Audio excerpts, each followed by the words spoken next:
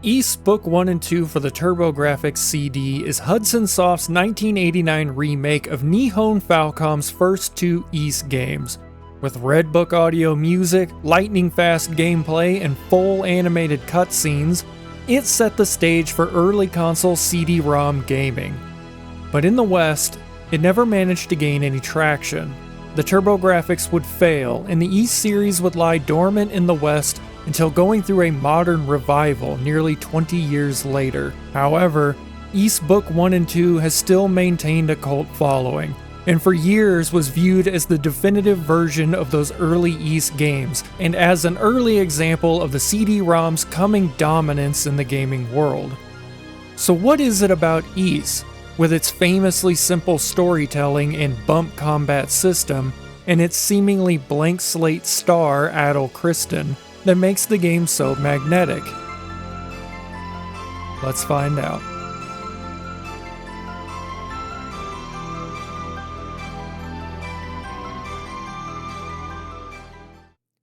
To best understand Ys, it helps to understand the history of the company behind the game, Nihon Falcom, and the man behind Falcom, Masayuki Kato. Kato got his start in computer business after discovering an Apple II computer in Thailand while on a business trip.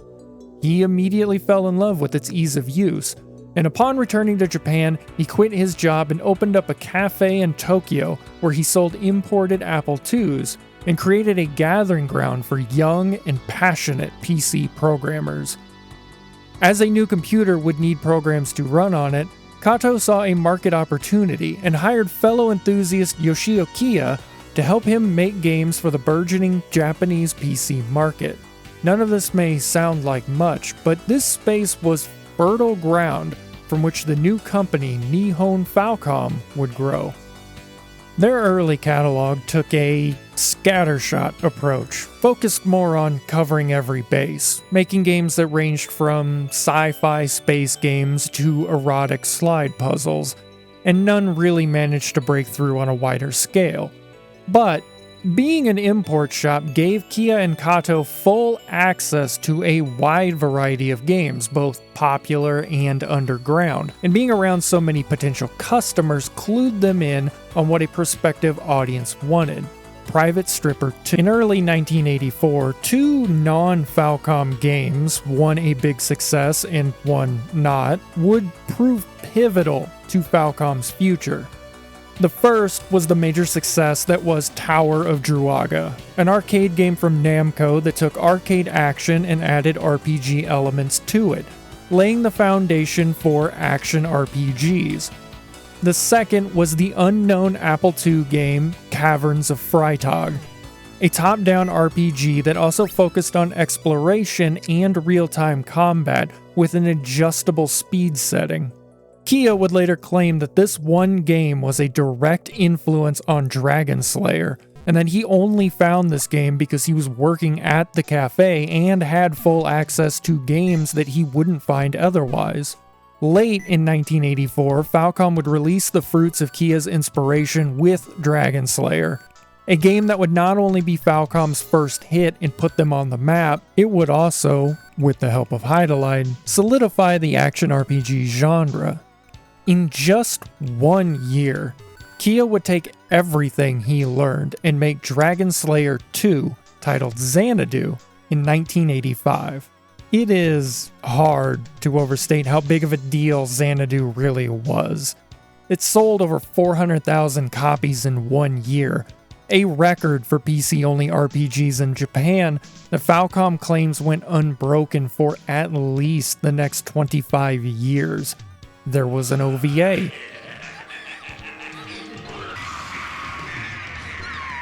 And even metal bands making tribute songs. Future games would be heavily inspired by Xanadu and the different gameplay perspectives. There's no easy way to quickly summarize Xanadu or its importance, other than stating that if Tower of Druegar made the action RPG blueprint and Dragon Slayer and Heidelide solidified it, Xanadu made it a phenomenon worthy of being copied. All of this is beyond this video, but what is important is that this was the state of Falcom in 1986. They were on the top of the PC gaming mountain, and they got there by shrewdly analyzing their competition. But the PC market of the 1980s wasn't exactly stable. All of those gains could be lost quickly. And while Kato would absolutely love to be the company that made Dragon Slayer and Xanadu scenarios forever, he couldn't rely on them forever, especially since Dragon Slayer was a series that was constantly changing with each new game, and that Kia did not want to be locked down with making the same game over and over again. So Kato went with his old tactics and did something that would be unheard of in modern AAA development. He brought in young and sometimes completely untested developers to try to either make new sequels to Falcom's old games or to make something completely new in the hopes that something could break through. One of these teams paired together 26-year-old programmer Masaya Hashimoto with 20-year-old designer Tomoyoshi Miyazaki. In time, they would become known for founding the studio Quintet, which would make games such as ActRaiser, Illusion of Gaia, and Terranigma. But right now, they were just a couple of young guns for a red-hot Nihon Falcom, working in the shadows of Xanadu, and trying to make a new game that could surpass it. No pressure. This was their chance to make the game they always wanted. So, what do you do when you're in your 20s, full of artistic talent, and you want to change the gaming world? Well, for starters, you talk about how much modern things suck. In a 1987 interview for the AVG and RPG 3 book, Hashimoto said that inspiration for Ys came from how fun he found recent RPGs, stating, "Recent RPGs have been very difficult, and it takes a lot of willpower to finish them. So eventually we came to have our doubts. Was this really fun? With Ys, therefore, we set out to create the opposite kind of game, something that would be accessible, easy to play, and not geared toward hardcore RPG maniacs." To keep things in perspective, when he says this, he is talking about recent big games like Dragon Quest, a game that is famously grindy, but also titles like Wizardry that could take well over 100 hours to beat and were known for being brutally difficult. This is even true for Falcom's own work. Xanadu was one of those games that was known for being extremely difficult and near impossible to beat.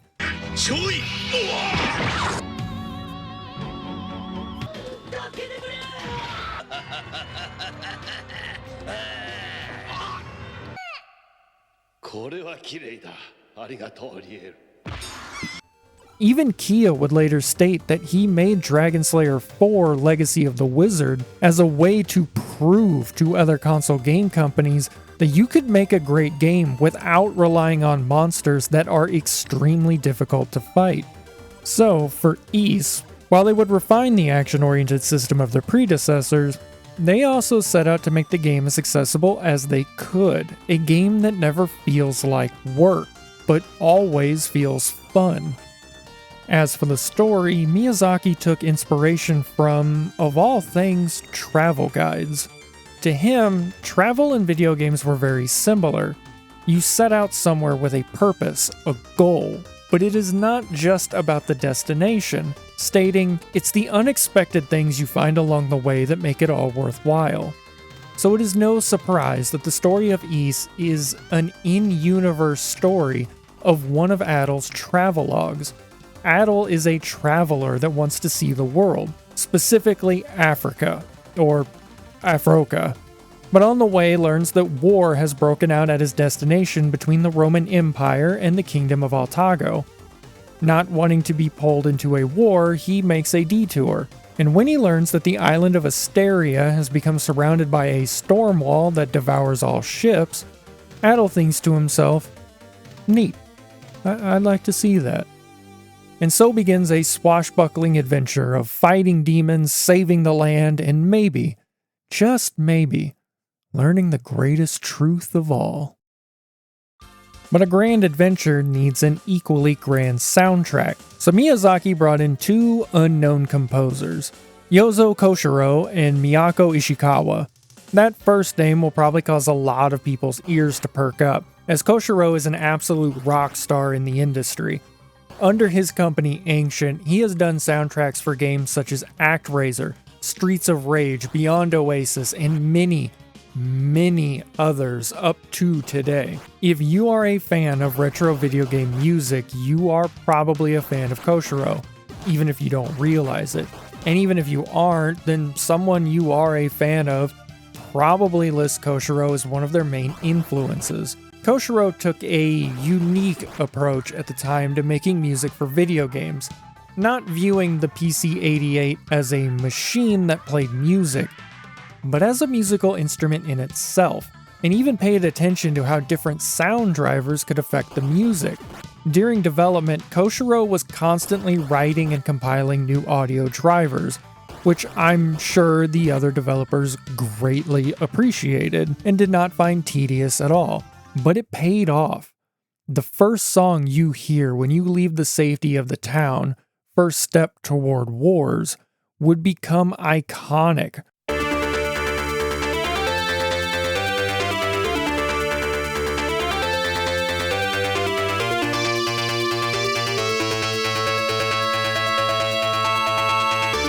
With its feeling of driving toward a grand adventure, and its galloping beat would become a staple of Ys music for decades to come. And the music that plays during the final boss fight with Dark Fact is truly amazing. It's some of the best opera metal I've ever heard.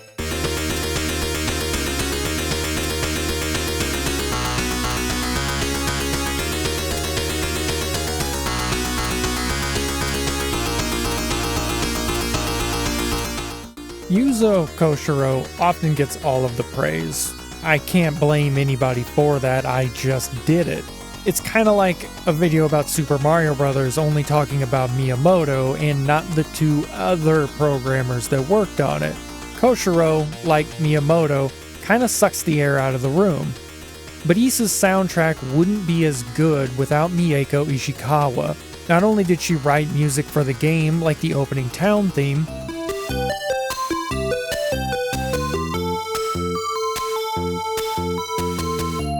she was also responsible for the incredibly difficult task of porting the music to other and often underpowered platforms.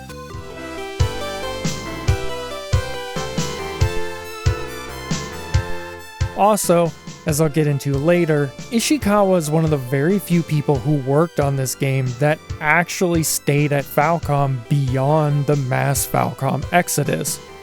She still works there and has guided the series throughout, though more as a producer than a composer. I mention this as producers are like linemen in the NFL. They only get noticed when they do something wrong, but the Ys franchise has been consistently noted for having great music. And when something has been that good for that long, you start looking for the common denominator, and Mieko Ishikawa is that. As development neared completion, the devs learned that there was no way they were going to be able to fit the entirety of their vision into one game. As the game was going to be shipped on two 5.25-inch floppy disks, which comprises only 640 kilobytes of data, the decision was made to split the game in half. Since the game was spread across the island of Asteria and the land of Ys, Ys 1 would be solely set on Asteria. Then, they could take what they learned and improve the East section with more polish and refined ideas. Finally, on June 22nd, 1987, after only 5 months of development, Ys, Ancient Ys Vanished, was released. The game was an immediate success, critically well received for its snappy and quick-paced combat, its amazing music, and its friendliness to newcomers and Dragon Slayer veterans alike. The game was ported to damn near anything it could fit on. Falcom had done it again, and had a series that could stand with Dragon Slayer and Xanadu in holding up the company. But Miyazaki and Hashimoto wasted no time in diving back into Ys 2.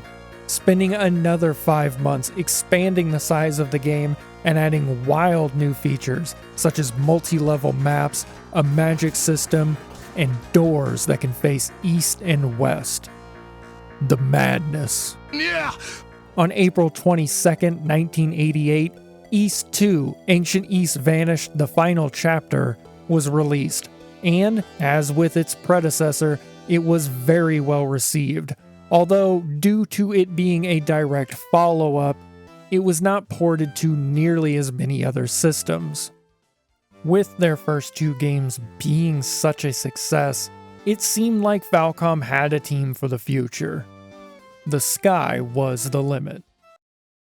2 other Tokyo-based companies were also pushing to make 1987 a big year, with Nippon Electric Company, or NEC, a massive electronics company that at the time was the largest semiconductor producer in the world, teamed up with Hudson Soft, a major video game developer that had recently dabbled in making cartridge chips for the Famicom, to produce a new console, the PC Engine, or TurboGrafx-16 as it was known in North America.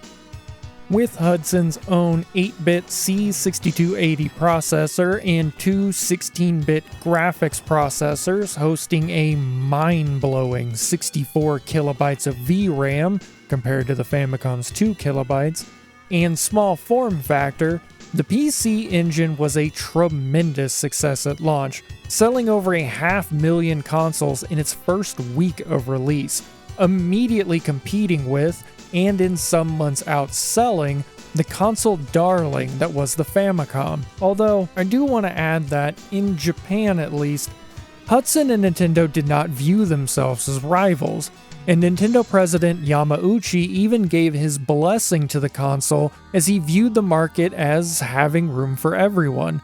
It turns out that Nintendo's Blue Ocean strategy dates back quite a while, and this attitude explains why Hudson would continue to release games for the Famicom even during the PC Engine's lifetime. The PC Engine is a fascinating console that was an absolute powerhouse at launch and would have some historic world firsts, and yet would be obsolete in just 3 years. Such was the pace of 80s and 90s technology. Despite this, the console kinda slips through the cracks of history sometimes.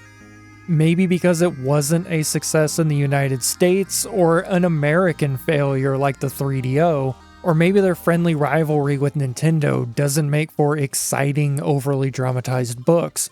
One day I really want to dig into this console, but for the scope of this video, there is one part in particular that is important, and it centers on this man, Hiromasa Iwasaki. Iwasaki was a relatively unknown programmer at Hudson Soft, but he had 2 very important things going for him. The first is that he had a lot of history with the early CD format, CDI.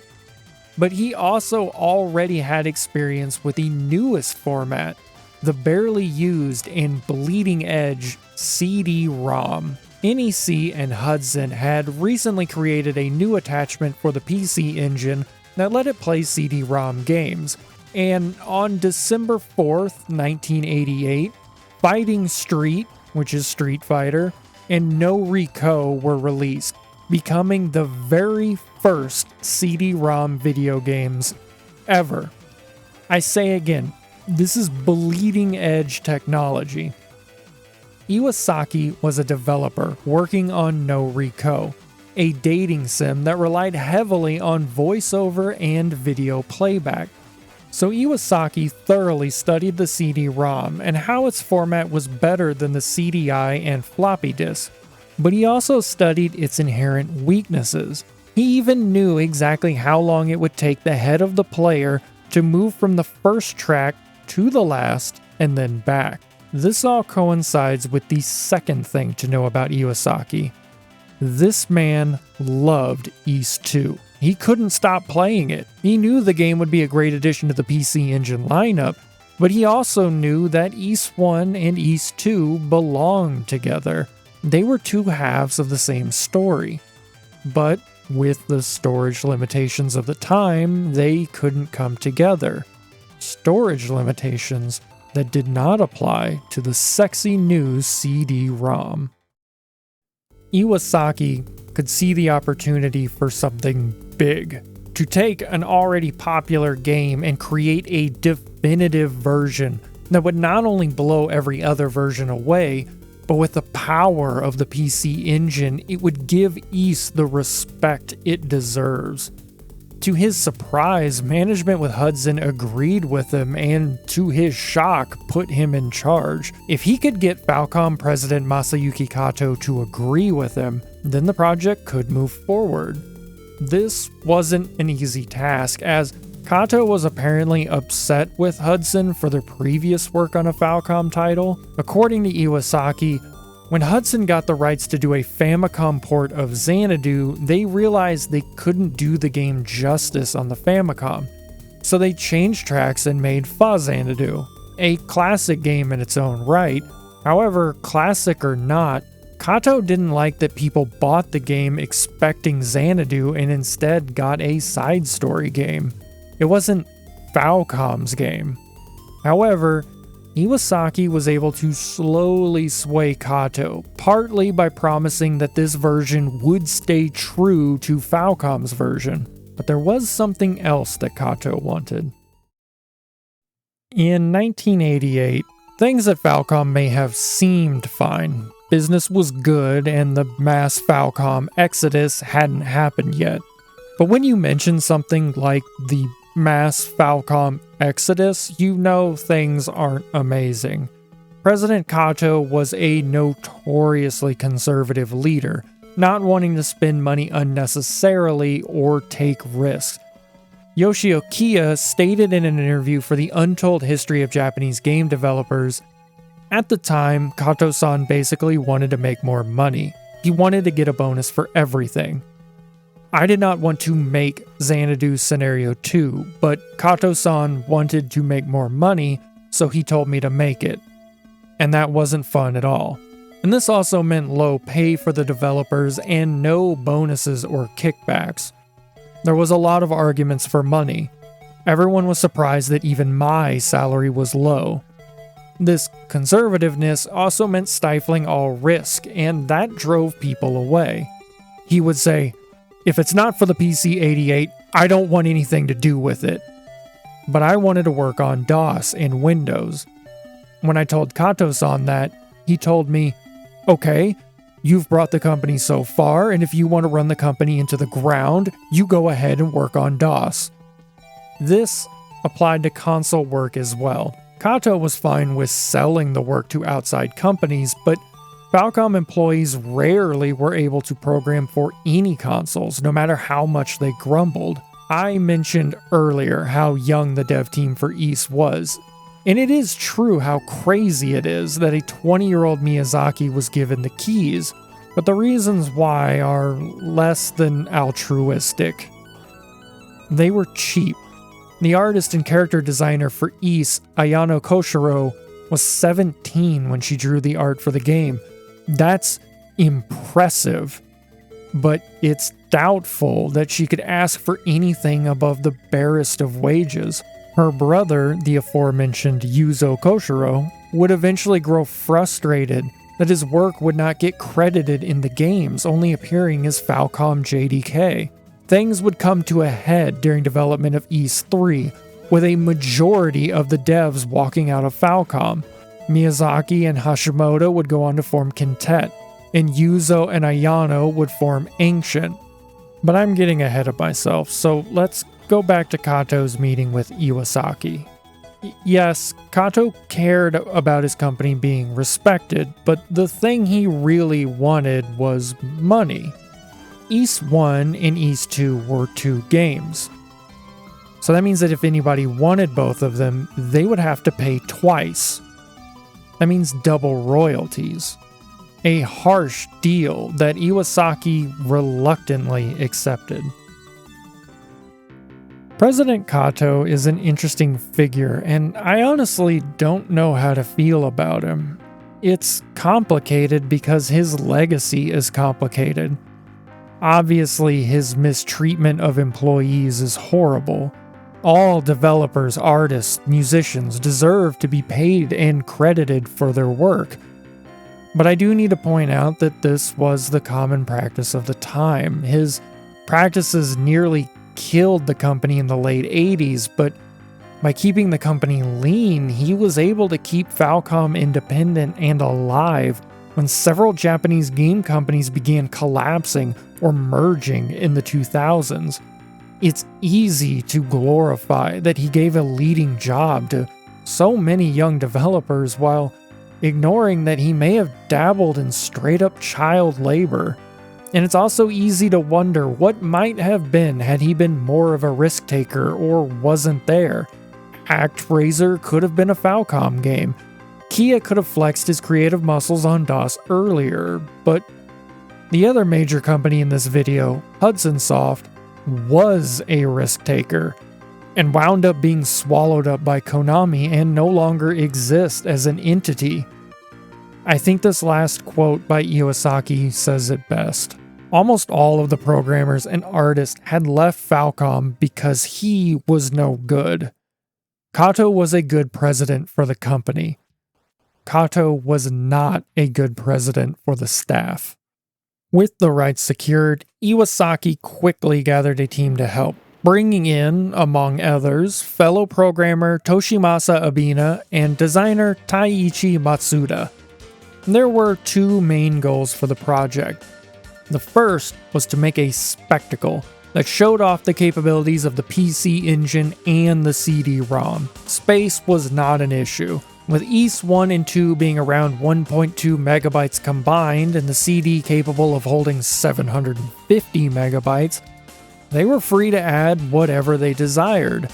And they started by creating a stunning opening movie designed to wow the player the moment they turned the game on. Despite this freedom, or rather because of this freedom, Iwasaki always kept his mind on the second goal, that of limiting the usage of the disc as much as possible.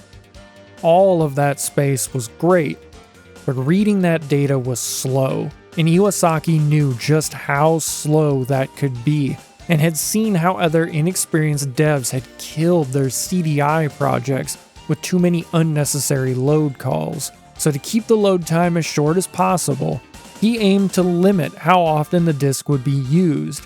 So instead of being lazy with the space, he immediately set to work with compressing the original data to a mere 1 megabyte, so that the entire game's code could run in the PC engine's memory.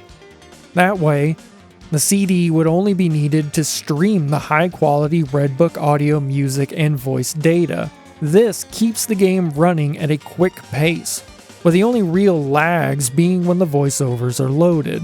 As Iwasaki and Abina reworked the data, designer Matsuda worked on cleaning up and enhancing the visuals, taking a particular interest in Lilia, wanting the opening scene of Ys 2 and the first appearance of Lilia to stand out. He even gave her a whopping 5 frames of blinking animation. Wow.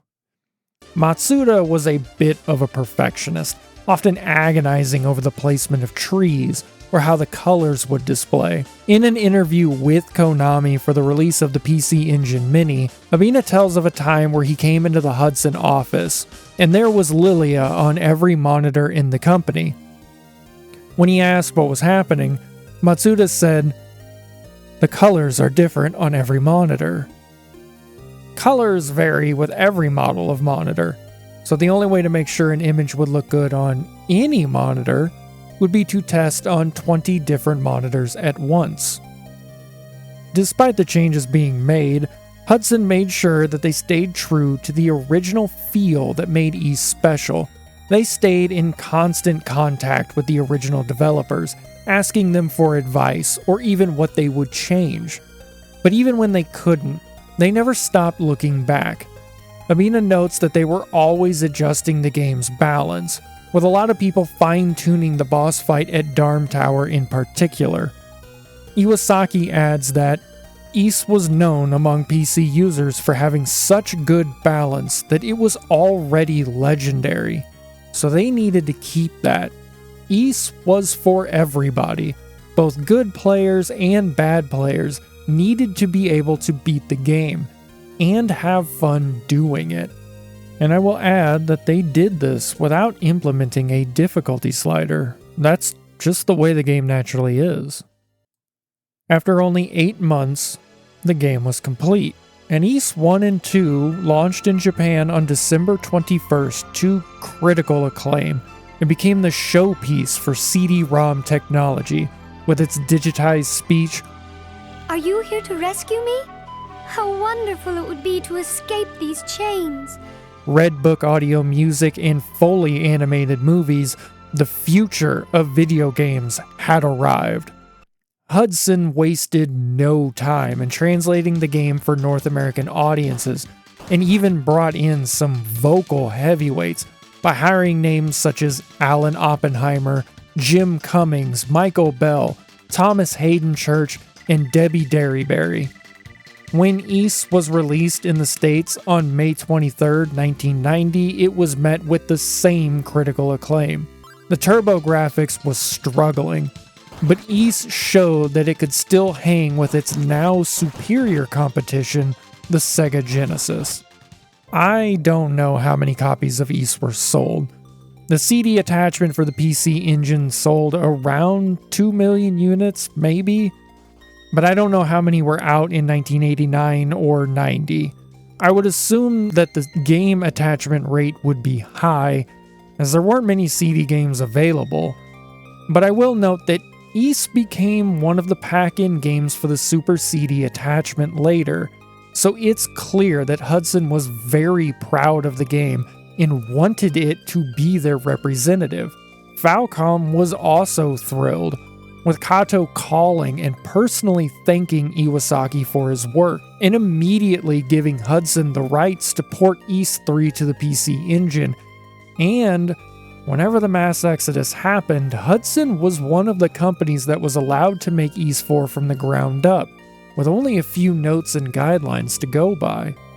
With all of this acclaim and historical significance, you would think that Ys 1 and 2 would be everywhere and widely cited as a can't-miss game, a la A Link to the Past or Final Fantasy VII. And maybe that's true in some circles, but honestly, I had never heard of this game except for maybe a year ago.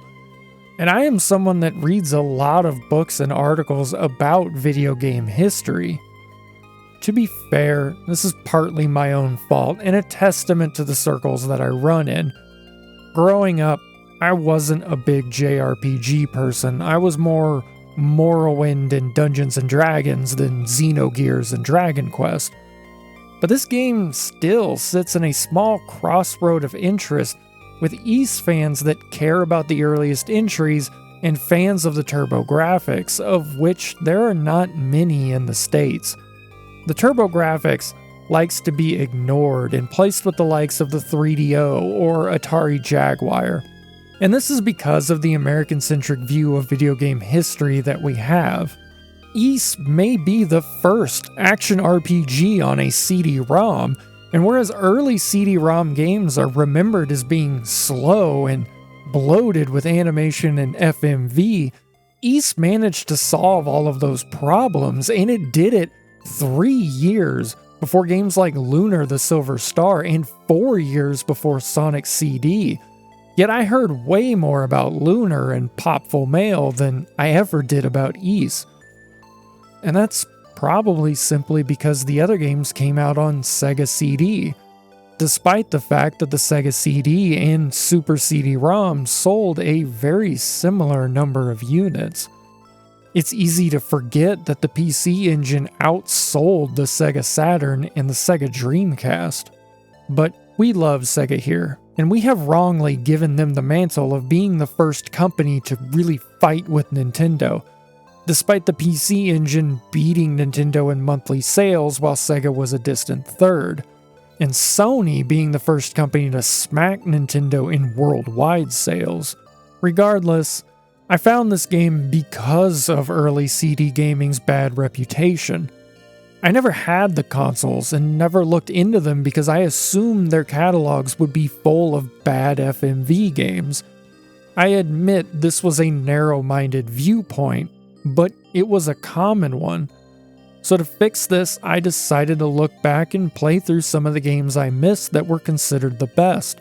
The other reason is that I love games with unique gameplay mechanics or systems. It's something I love about retro games, because no one had figured out the best systems yet. Truly wild ideas could be put out there to see what sticks. Plus, since nearly all modern games use the same two engines, most games end up playing the same, and sometimes I just need a break from Unreal's generic third-person control schemes. After a few really good games, I found Ys. Considering it was so early, and it had this... what is this? Bump combat? Alright then, Mr. Adol Christin. If Scorpia thinks you got something special, let's fire this bad boy up and see what you got. Even last night's storm could wake you. I heard them say we reached Morrowind. I'm sure they'll let us go. Ys begins with Adol arriving in the small mining town of Minea. I don't know what Adol's plan was other than fuck around and find out, but he is immediately stopped by Saratova. Sarah is a fortune teller and has been having prophetic visions about demons overrunning the land of Asteria. Since monsters have already begun to appear, the situation has become dire. She may have an inkling on how to fix everything, but she is no fighter. That's where Adol comes in. It is unclear from her comment about Adol being the one she seeks if she was looking for Adol specifically, or if she was looking for any seemingly capable person. She tells Adol that Doom is coming and tells him to come back when he is fully equipped. Adol only has 1,000 gold, and a full set costs 1,600. Talking around town can uncover a side quest involving this man's lost engagement ring that can bring his total to 1,500, but this still leaves him short. At some point, the player will need to leave the safety of the walls and fight some monsters to continue. As you talk to the people in Minea, you will hear strange reports of an odd cloaked man going around and buying up or taking all of the silver items in the town. I'm sure that it's nothing. Yes, it's odd, but people do odd things during stressful situations. I worked in retail during the pandemic, and trust me when I tell you, you would have believed that there was magical silver in every roll of Charmin toilet paper. The fact that Adol is short on cash is a nice gameplay touch, as it lets the player pick their priorities of which equipment to buy, and ensures the player is comfortable with the combat system before sending them to the first dungeon. This wasn't a new idea at the time, but I like what this says about Sarah and the world of the game around her. This is a tutorial to the world, but it is also a tutorial to the story. Sarah is a very shrewd and careful character, and the fact that she gives Adol nothing to start with is a test. She's not going to hand over the crystal to the shrine, or even tell Adol what the plan is until he has proven himself. For all she knows, Adol could pawn off the crystal and run away with the money. But now that Adol has invested himself and proven willing and capable of fighting the monsters outside, she knows that he can be trusted and tells him the plan. This is not stated outright, but later story beats will show that a good portion of the story of Ys 1 and 2 takes place outside of the spotlight. For now, to stop the monsters and save the land, Adol must find the 6 sacred books of Ys, discern their mysteries, and banish the evil of Darm Tower. She gives Adol one of her crystals that will allow passage into the shrine and serve as a marker of trust, and tells him to head to Zepik Village and find her Aunt Zeva for guidance. The player is now ready to head straight to Zepik, but holding off to gain a few levels and some better equipment is a wise choice. But along the way, we should talk about who Adol is, or rather what he isn't. On the face of it, Adol isn't much. He is the stereotypical blank slate character that is common in these kind of games, like Link or Samus or Master Chief. He is designed to be whatever you want him to be. Maybe he is a stoic warrior, quiet yet contemplative. Maybe he is full of rage, flying around the battlefield like Doom Guy. Maybe he is chaste, shrugging off the endless love interest because his eyes are always on the horizon. Or maybe he returns to the town after the credits roll and rocks the headboards like there is no tomorrow. It would seem that there isn't much evidence either way, but I actually disagree with this. I think that, like Link, Samus, or Master Chief, he is defined as a character, though not through what he says, but what he does. And I find that this is one of Ys's storytelling strengths, the ability to show something without telling it. The most obvious way it does this is with its combat system. Ys's combat is famously simple. Bump combat, and it's exactly that. You walk into enemies to fight them.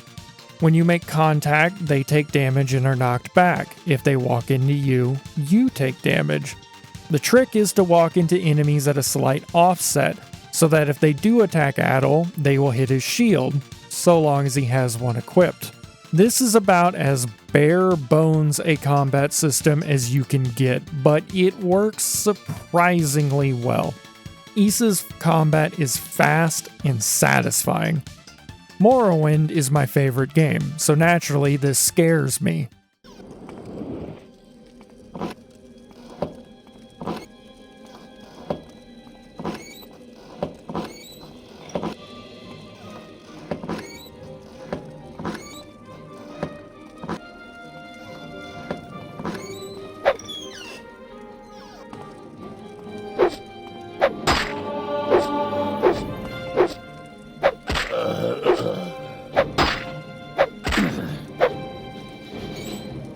What do you mean he always hits?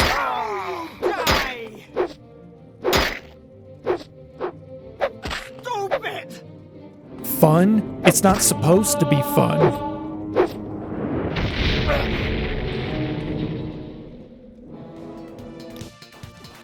The speed and suddenness of the combat also give it an oddly savage intensity. Adol kills things so quickly, and in turn is killed just as fast, but he doesn't stop. The way he pinballs from enemy to enemy, the experience meter begins to feel more like a high score tracker. It is somehow even more satisfying when you don't kill an enemy immediately, as the follow-through, where you chase them down off the knockback, really sells the illusion that you are kicking their ass up one side of the street and down the other. Unlike turn-based systems of the time, where you can imagine how the fight is playing out, or even button-based systems like Zelda, where, while you can play aggressively, you usually just sit back and wait for an enemy to walk in range. Adol doesn't. He ain't no back row ranger. He fights extremely aggressively, especially in Ys 1. No magic, no ranged, no frills. And this begins to paint a picture of Adol's character, fearless and working off of the front foot, an odd mix of stoicism and aggression. This is fine and dandy, especially when fighting the bumbling dryads and armored demons. But the third enemy is a dog. And I don't mean like a devil dog. It's listed as a feral dog. And the dog gives the most experience and gold in the area, so the best way to level up is to run in circles and crush those canines where they can be found. I want to remind you that this is the retelling of what Adol has written in his personal journals. Can you imagine stumbling upon your great-grandfather's journals, and it's just page after page of this? To be fair, they did start it. Although Adol absolutely finished it. It is to the game's merit that at this point I was already level 6. The combat was so fun that I didn't even realize that I was only receiving 1 experience point per kill. It was also only now, as I had not returned to Sarah at this point, that I noticed that I had never equipped the sword. Adol had been grinding out those dogs with his bare hands. I really worry about what his inner thoughts are like. A monster never dies, no matter how many times you kill it. Just sheds its skin and changes form. We finally arrive in Zepik Village, where we learn from the mayor that the town's silver bell has been stolen. Whoever has been targeting Manea has also targeted Zepik, and the mayor thinks that the local thieves guild is responsible, and wants Adol to get the bell back by any means possible. All in due time, as first we need to check in with Zeva, who tells Adol that the first book of Ys is located in the nearby shrine that has been overrun with monsters, and gives him the key to the lower levels of the shrine. This shrine is also close to the headquarters of the Thieves Guild, but she suspiciously doesn't mention this part. Since that is our only lead about the Silver Bell and it is on the way, we may as well stop by. Here we are introduced to Goban, the leader of the gang, and also given some more insight into Adol's character, as evidently he burst into the room already screaming insults. Dirty louse. Goban is quick to defend himself. He didn't steal the bell, as he only steals from the rich, so he would never steal from the government. He pays his taxes. That money goes to the schools and the roads. What about you, Adol? Do adventurers pay income tax? Who's the real thief? The truth is that Goban only takes from those who exploit honest men and women, and he would never steal the silver bell, as he knows how much it means to the townspeople and therefore to him. In all honesty, even if he did steal it, he wouldn't have been able to hang on to it, as all of the thief's silver has been stolen as well. The mystery continues. The only thing left is the shrine. The top floor of the shrine is essentially just a series of gates to ensure the player does not progress past the story. If Adol does not have Sarah's crystal, then this statue will not turn gold and teleport him into the shrine. Without the key, this door cannot be opened, which leads deeper into the shrine and the game's very first boss, the vile wizard Gilaldi, who summons the flames of... Oh. Alright, fuck him, I guess. The next floor is where the dungeon truly begins, as Adol will no longer regenerate health. If Adol is hurt, he will need to drink a potion or travel back to the top floor. The path forward becomes a lot less straightforward and more maze-like. Exploring around, you will find several jail cells and a bunch of locked treasure chests, but one chest in particular is guarded by a couple of tough enemies. Defeating them will net the prison key, which will open the prison doors and lead Adol to...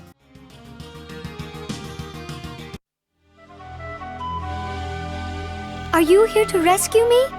How wonderful it would be to escape these chains. I have been locked up here for too long. My name is Feena.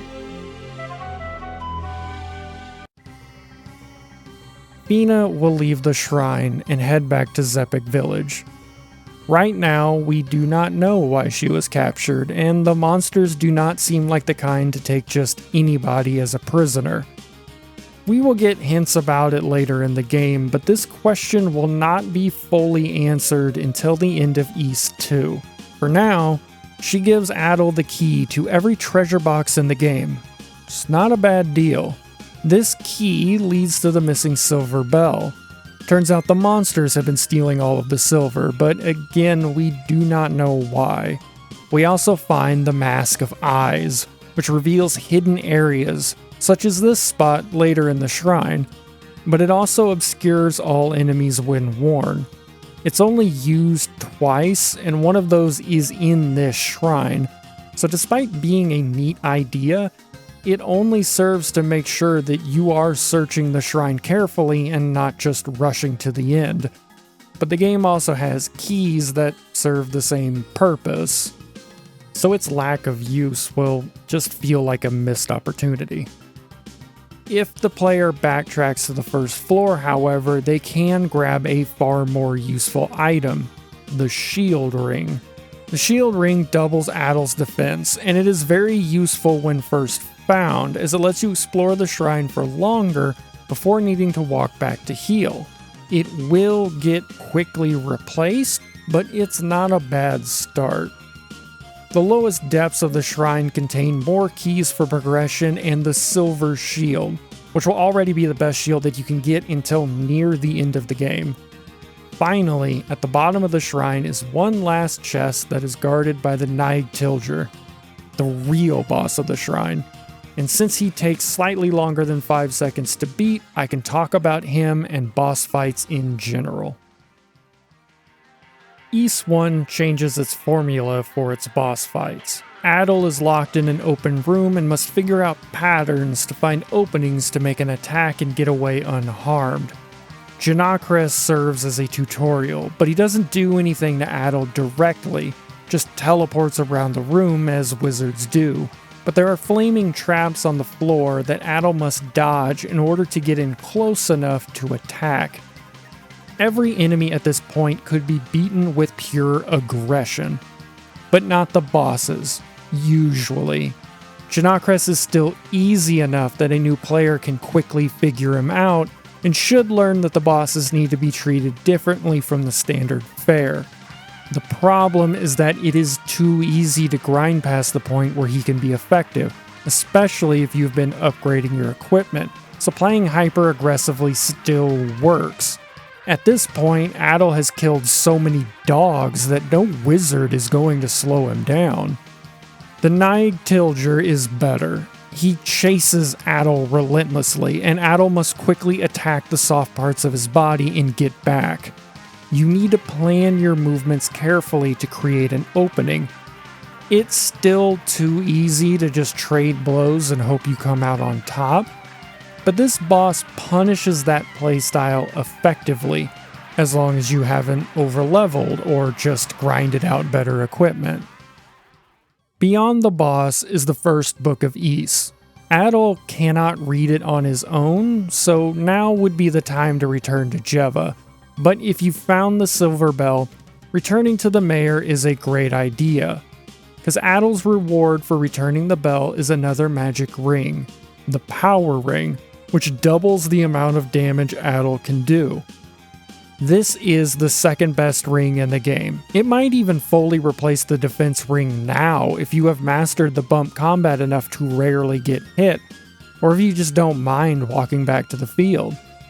The second reward, however, is nowhere near as helpful. The mayor will now let Adol rest and fully heal at his residence, which is absolutely worthless. Adol constantly heals in the field and towns, so this isn't needed. Maybe it could save you a few seconds if you can't be bothered to stand still for a few moments. I only bring this up because there is also a hospital in Minea that can heal the character, though again, you do not need to. It makes me wonder if these are holdovers from some early development version of the game. I am going to assume that the regenerating health was always in the game, as Xanadu also had regenerating health, but it relied on a food mechanic. Maybe Ys was going to be different, or maybe the health regen was originally a lot slower? A faster health regen does increase the pace of the game, and they did want the game to be played quickly. I don't know the reason, and maybe there isn't one. But I like things like these in games, kind of like the fake island in GoldenEye. They serve as a relic to some part of development, a hint of an alternate path that the game could have taken. When you return the book to Zeva, she translates it for Adol. The prosperity of Ys began with the creation of a magical metal known as Claria. On the highest mountain stands Solomon's Shrine, which symbolized the great wealth of Ys. The land of Ys was ruled by 2 goddesses and 6 priests. The goddesses were the embodiment of our health and happiness. With no other leads to the next book, Adol returns to Minea to speak with Sarah, but she is nowhere to be found. Instead, she leaves a letter, telling Adol that she is going to be killed, and so she has fled, but wants Adol to find the poet Reah and get the second book of Ys from her. We never see Sarah again in this game, and it is heavily implied, if not outright stated in other versions and remakes, that she was killed by the same shadowy figure that has been stealing all of the silver. Adol entering the first shrine, freeing Feena, and taking the first book has led to a ratcheting up of pressure. His presence is now known to the enemy.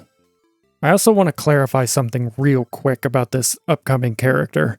Reah the poet is called Lair in this version of the game, but since there is another character later that has a very similar name, I'm going to keep referring to her as Reah, which is her original name. Reah was told to hide the book, but before she hands it over, she tasks Adol with tracking down and returning her silver harmonica. This is more than a little odd, as the safety of Minea and potentially the world is at stake, but seeing as how all of the silver was taken to the mines, we might as well go. It's also not like you have much of a choice. Oh, the mines of Minea. Adol is warned early on that the mines are dangerous. This is to warn the player away from the mines so that they head to Zepik instead, but even now it is a fair warning. There is a notable jump in strength, which, considering that the mines are where the monsters first appeared, it makes sense. The mines are also more winding and complex than the shrine, which, when combined with the fact that the area is dark and Adol has no access to a light, it becomes very easy to get lost and have powerful monsters surprise you in the darkness. There is no healing here either, so if you take too much damage, it can be a scary trip back to the entrance to get to a healing spot. This area is one of the only areas where I actually used the healing potion. I admit I also got lost. Due to the darkness, it took me way longer than it should have to find this doorway. Getting lost in the mine isn't too bad, as hidden on the first floor is the silver armor, which is extremely useful, and the timer ring, which isn't. The timer ring causes enemies to move more slowly, providing more of an opening to attack. It's a nice idea, but it doesn't work on bosses, which is the only spot where you would really need it. It could be useful if you find that you are severely underleveled and need to grind on powerful enemies, but you'd also be better served just using the power ring and toughing it out. The second floor is more of the same, but there are also more useful items with the Rhoda Seed, which will become useful later, and the missing harmonica. But it is on this floor where you will find the most useful ring in the game, the Healing Ring. This ring lets Adol regenerate health anywhere but boss fights. What this really does is speed the game up immensely and let you play even faster and even more aggressively. And the fact that it doesn't work in boss fights prevents it from being completely game-breaking, but it still will probably take a permanent spot in your accessory slot. I hope you enjoyed thinking about whether you are going to use the shield or power rings. You probably aren't going to think about it ever again. The third level has the key for Darm Tower, and the third boss, the vampire Vagullion. Vagul likes to break apart into a bat swarm that is invulnerable to damage, but can still hit Adol. He can only be hurt when he reforms, or he is supposed to. The first few times I fought him, I could not hurt him at all. Remember the Rhoda Seed? That is part of a quest that leads to the Silver Sword, and Adol needs it to even hurt the boss. You are supposed to return the harmonica as soon as you find it, but thanks to the heal and power rings, I pressed on and thought, hey, I might as well finish the mine while I'm here. If the monsters are easy, surely the boss is as well. We'll take him together. You're going slowly on the left. Taking him now! No! No! I quickly discovered why that was a bad idea. Vagul is not just a skill gate, he is an equipment gate as well. Limping back to Manea, we return the harmonica and Reah plays Adol a song.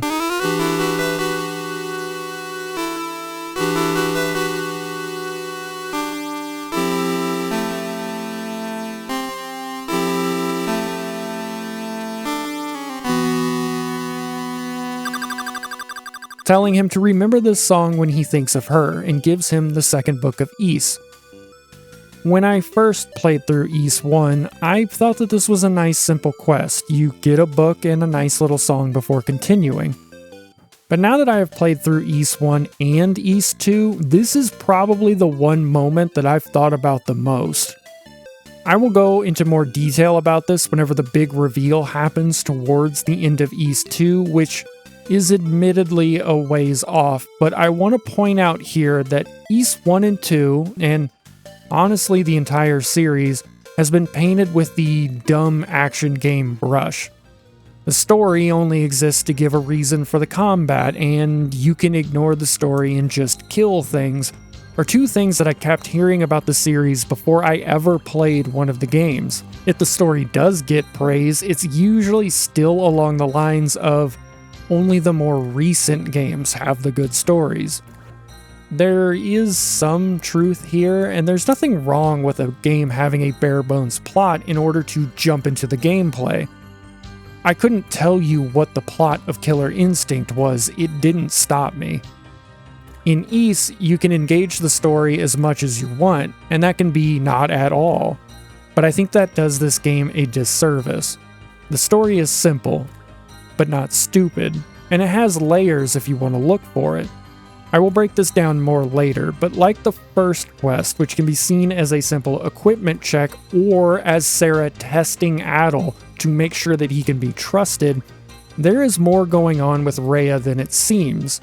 And I'm not just talking about the big reveal that everyone already knows about, but more about how once you know of that reveal, it changes how you should view her actions here. She is way more cunning than she lets on. But if you just want to kill monsters, that's cool too, and Ys isn't going to stop you. But what is going to stop us is our inability to kill a bat. Luckily, we have the Rhoda Seed, which according to some villagers lets us talk to trees. Some villagers even wonder if the trees can think. You have no idea. Finding the Rhoda tree is easy thanks to the simple graphics. Just look for the tree that is different. Or, like me, just wander too close to a tree and have it start yelling at you to look for its twin, or the only other big tree. That tree will tell Adol that a silver sword has been buried in its roots, and Adol pulls it free. Like King Arthur being given Excalibur by the Lady of the Lake, Adol receiving the silver sword from a mystical talking tree feels like something straight out of the old mythologies. And is just fucking cool. Also cool is that now we can actually hit Vagullion. And we've gained a few levels, though now the tricky part is waiting for Vagul to actually reform. I don't know if there is a trick to it, but I was constantly trying to wait him out only for him to never form. Like, I get that you're scared, but you started it. And once again, Adol finished it. With his death, Adol gets the third book and takes them back to Zeva. The second book reads, "One day, a wave of terrible violence came upon Ys and our lives were ripped apart." That's it? I'm assuming the game is just summarizing everything that is in those books because they look a lot thicker in their picture. The third book, Dabby, reads, "The carnage came quickly and with no warning. Lava flowed through the land and soon all was ablaze. We believe the creation of Claria was the source of this violent act of terror. Therefore, we buried the Claria deep beneath the ground. If the Claria was ever unearthed, the same tragedy will strike Ys again." Considering that we just found multiple silver instruments and equipment, I think it's safe to say that humanity has dug too deep and greedily yet again.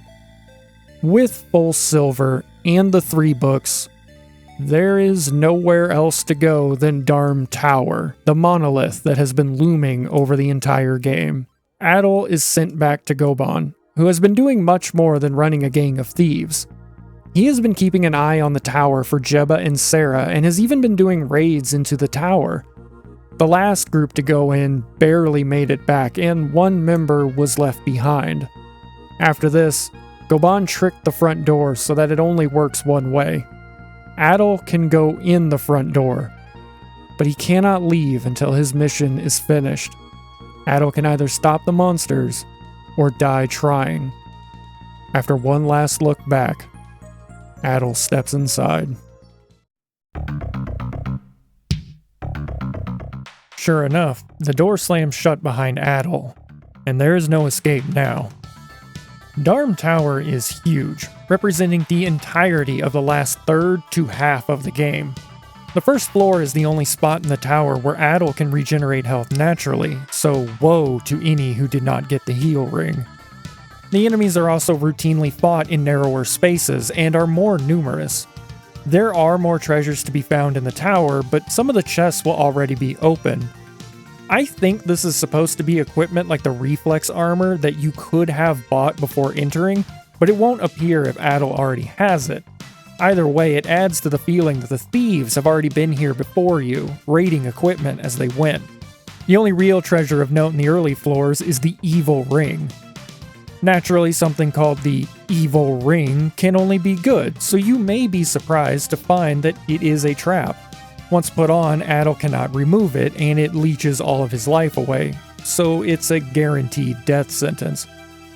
Still, it looks pretty metal, so we may as well keep it.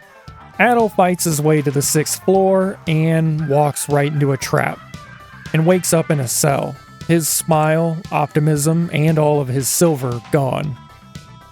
Sitting in the corner, pretending like he can't hear, is another man, the poet Luda Gemma. Hello, I'm Luda Gemma. We don't know why exactly he is here. Maybe he worked with the thieves, although he doesn't seem the type. There isn't anything we can do for him now, so as long as we're stuck here, there isn't... Oh yeah! Sorry. That isn't what happened. Enter Dogi. I mean Colin. Yes, Colin. Maybe he heard about what Adol did to all of those dogs, and thought better about saying that his name was Doggy. Colin lets Adol out and tells him to look for the wise man Rasta and to give him this statue.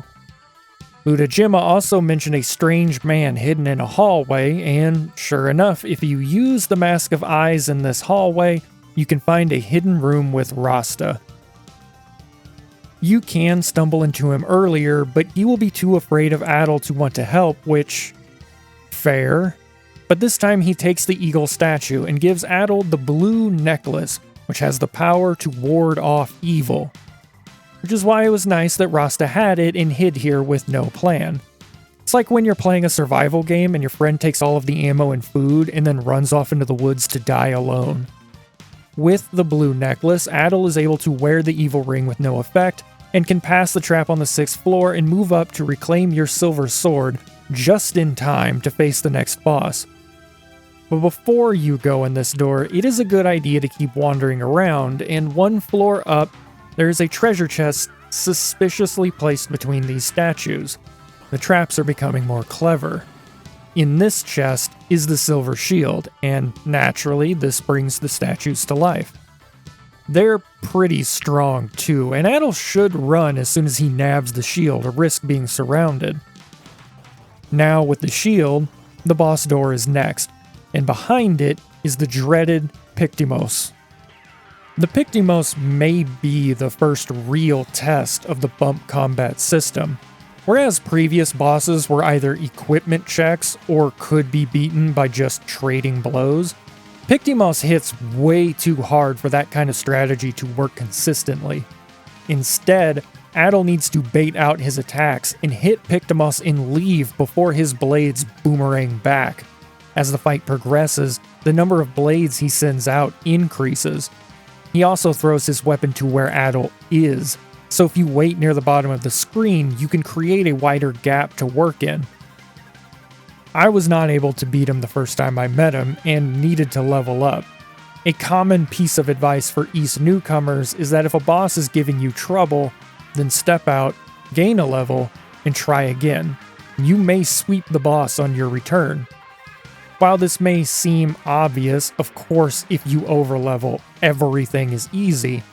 But Ys handles how bosses are damaged differently. Every boss has a health pool, an attack rating, and a defense rating. By the time you fight Vagul, every boss has 255 health. The only thing that changes are the attack and defense ratings. If Adol's total attack is lower than the enemy's defense rating, then he can only do chip damage. A skilled player can still beat the bosses if they have mastered the patterns, though it will take a while. If you have the best equipment possible, like we do right now, the only thing to do is to level up Adol. The changes can be dramatic as you break through that wall and hit the level the game expects you to be at. As for the grinding, the amount of experience that Adol receives from each enemy lowers as he levels past them until it eventually reaches 1. So long as an enemy is giving more than 3 experience, it's not a bad idea to use them to level up if you are so inclined, or just learn the pattern. As for me, the trick is in finding a spot where Adol can kill many enemies quickly. And wasn't there a bunch of high-level enemies in the shield room? Almost as if they were trapped in there. Women, children, not screaming no more, but I can still hear you.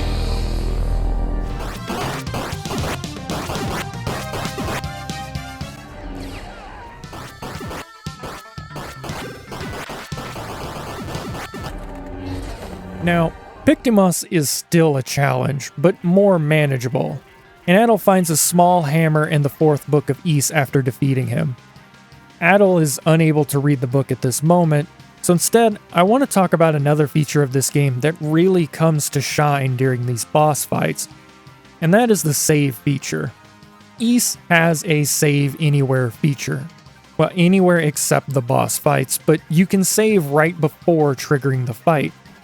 What is more impressive is how fast the saving and loading process is. Even though Pictimos gave me trouble and I had to fight him multiple times, look at how fast it was for me to die, then come right back in and restart the fight.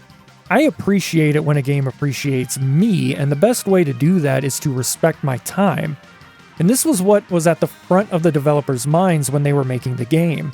In an interview, Masaya Hashimoto stated that, "In our advertisements for Ys, we prominently featured the word kindness. That word signals that, as developers, we assume the perspective of players, always asking ourselves how to make a game that would be more enjoyable from the player's perspective. One example would be the way you can save your game anywhere. Games that limit your ability to save end up wasting a lot of the player's effort. In addition, we also avoided the experience grinding that has been an annoying feature of RPGs. If something feels like work, you'll quickly tire of it." Anyway, the driving idea behind Ys was thinking from the player's perspective. I think that they nailed this, and you can feel it while playing the game. It's why the game moves at such a brisk pace, and why Adol can regenerate health so quickly. This version of the game even gives you 5 different save slots, which shouldn't feel as nice as it does, but we are in an era of every game giving you 1 save slot that constantly autosaves.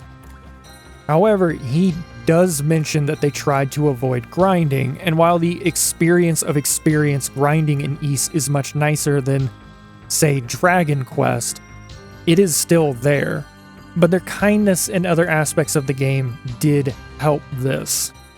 Onward and Upward, and now the tower layout becomes more complicated.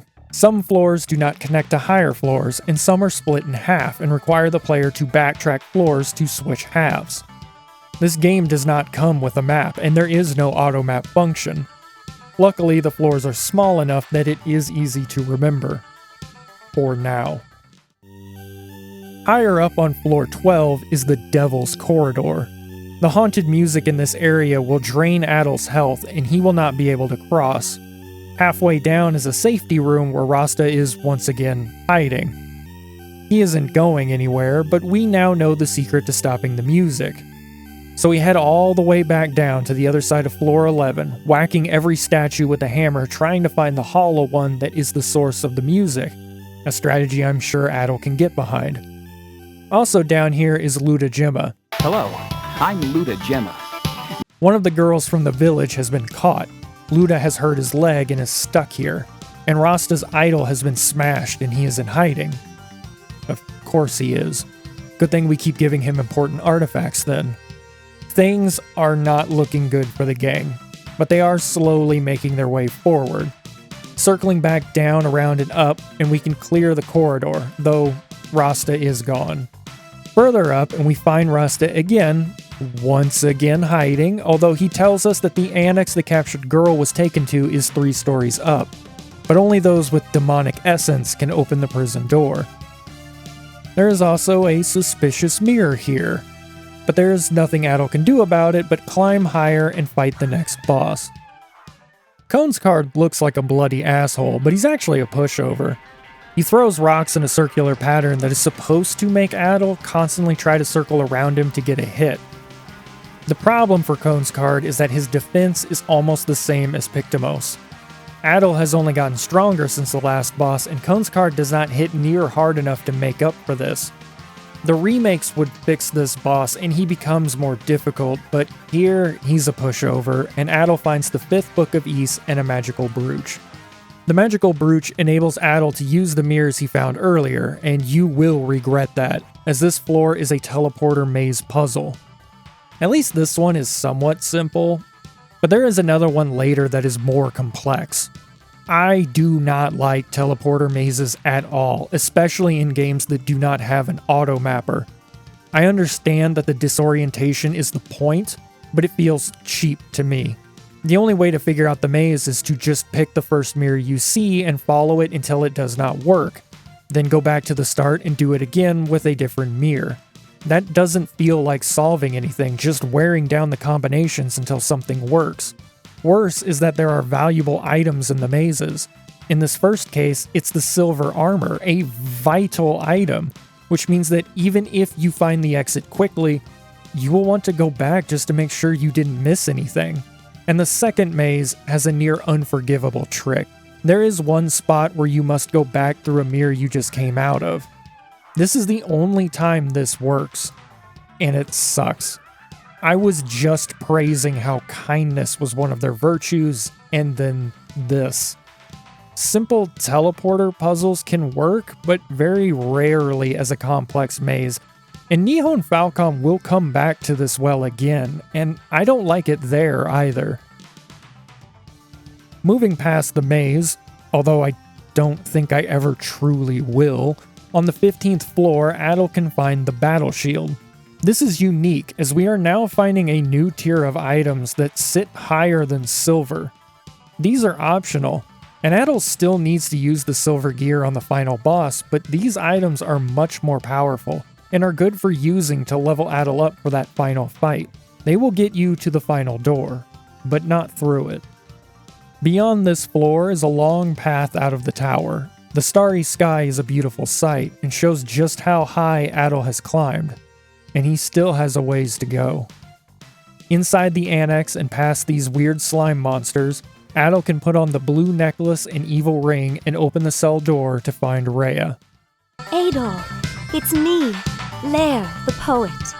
I knew you had the courage to save me, but to be honest with you, I allowed myself to be caught. I didn't know any other way to find you. I have something of great interest for you. You are aware of the books of Ys? But not everyone can read these books. I have a pair of glasses that will allow you to do so. Thanks to Reah, we can now read the books of Ys, and you should. Book 4 says, "The evil powers had shown their force. A dark and eerie stranger had been following us, and he began closing in. All the village people were terrified and could offer no defense against this vile devil and the creatures who stalked the neighborhoods. Finally, we escaped into Solomon's Shrine after being chased by 6 huge hatchet men. Soon after this, the goddesses disappeared and have been long lost ever since. The next day, the attacks suddenly stopped. We haven't seen the Dark Strangers since. Some of these events are very similar to what is happening now. And if the village people couldn't save them, what hope do we have now? Reading Book 5 gives us this. A special amulet has been handed down for generations within the Gemma family. This deep blue amulet has the unique power to break the wicked curse of the evil intruders. This is the information we are looking for. And now that you have read the books, you could go back to Ludogema on the 11th floor and get the amulet. He mentioned the girl being kidnapped and wanted assurances that she was safe. And now is the best time to do it. I didn't. Not in any of the playthroughs that I did, and it bit me in the ass every single time. And I don't have an answer for you. I think the first time I thought the necklace that Rasta gave us was the same thing mentioned in this book, but I have nothing for anything after that. Continuing on, we find the battle armor, and on the 20th floor, Cool. I nearly had a heart attack when that happened, but in that hole we can find the flame sword. Adol is now fully kitted out, just in time for the second mirror maze and the strongest non-boss enemies in the game. But they also give the most experience. Once past this maze, Adol has made it. It's just a short path to the final door. But first, he must fight the twin-headed demon, Yogleks and Omogun. The gimmick of this fight is that, of the two heads, one is illusory, and only one can be hit. When that one is hit, they trade off. So Adol needs to constantly switch back and forth and avoid the fireballs in the room. At least in theory. If you wait for the heads to merge and then attack, Adol will still be attacking when the heads switch, and you can just grind them up in one go. There is now nothing left to do. There is only one book left, and Dark Fact holds that book. If you did not talk to Ludogema earlier, and I didn't, the door will shock Adol and deny him entry, which means Adol needs to backtrack all the way to the 11th floor, which is actually the 10th floor because of course he is on the other side. But now that we are back, we can enter. Floor 25, or really floor 22, as 22 through 24 are not much more than a stairway. But floor 25 has some amazing music, which makes it a shame that the floor is so short and empty. What makes this more annoying is that the entirety of Darm Tower uses one music track. Then they finally switch it here, and you barely get a chance to hear it. The final fight gets new music as well, and again, you won't get a chance to hear much of it. Speaking of the final fight, it is time. I know you are searching for the secrets contained within the books, and you have done well so far. I am impressed by your daring ambition, but of course you are still defenseless against my superior powers. The name Dark Fact will be the scourge of all men to come. Oh, you are brave, but you are also a fool. You have no chance without the protection of the silver equipment. Knave, prepare to die! I don't think I've ever heard someone use the word knave and have it sound like the vicious insult that it used to be. Although it seems like an odd insult, Adol isn't deceitful and he's killed everything to this point and is trusted by those around him, so I wouldn't question his social status, and I don't think Dark Fact would care. Naive, simple-minded, gormless maybe?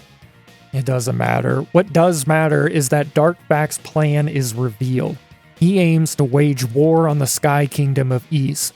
A sage of holy lineage has fallen and raised an army of demons. With the 6 books of Ys, he can finally ascend to Ys and conquer it.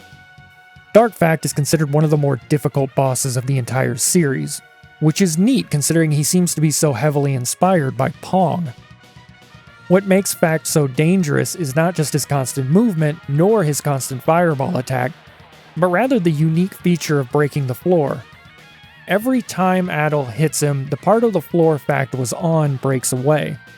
If Adol does not move away quick enough, he will fall to his death. The other problem comes with strategy. It may seem like a good idea to hang out in the middle and hit back when he gets close, and you can snag a double hit on him if you time it correctly, but you must be careful. If you do not pay attention, you can cut yourself off from the rest of the floor, or cut your working room in half, or leave yourself with a narrow gap to escape through. And Darkfact isn't kidding when he says that you need the silver equipment to harm him, as without the silver sword, his defense skyrockets. While you could chip away his health, less damage means more hits, which means more of the floor will fall away. And this can apply even with the silver equipment if Adol just isn't strong enough. So Darkfact acts as an equipment gate, a skill check, and a level check, which is everything that a final boss should be. This fight takes everything that the combat system does well and wraps it up into one package. It even takes the kindness aspect of the game into account, as if the fight is too much of a steep climb, you can head back down and gain a level or two before trying again. Some of the other versions, including the original, had a lower level cap, and due to some frame rate shenanigans in the Steam version that break the boss fight and make his fireball attacks way faster than they should be, Darkfact becomes much more difficult and stays that way. I have seen a lot of hate for this fight, including some spicy takes about how this is the worst designed boss in video game history. It's not. I know we can't have any nuance on the internet anymore, but Darkfact is a good boss for this game on this system. The music and the relentless rain of fireballs give an epic feel to the fight. And I mean epic in the traditional sense. That Adol slew a fallen priest while fighting back hell, using a sword given to him by a mystical tree, under the direction of an oracle that foresaw the end of the world, is like something you would see in the old epic poems. And this fight gets music to match, easily the best track in the game, although you probably didn't hear the best part. Like the song before it, the driving guitar solo is too far into the song to be heard, as the fight will end long before it has a chance to play. So for all who missed it, here it is.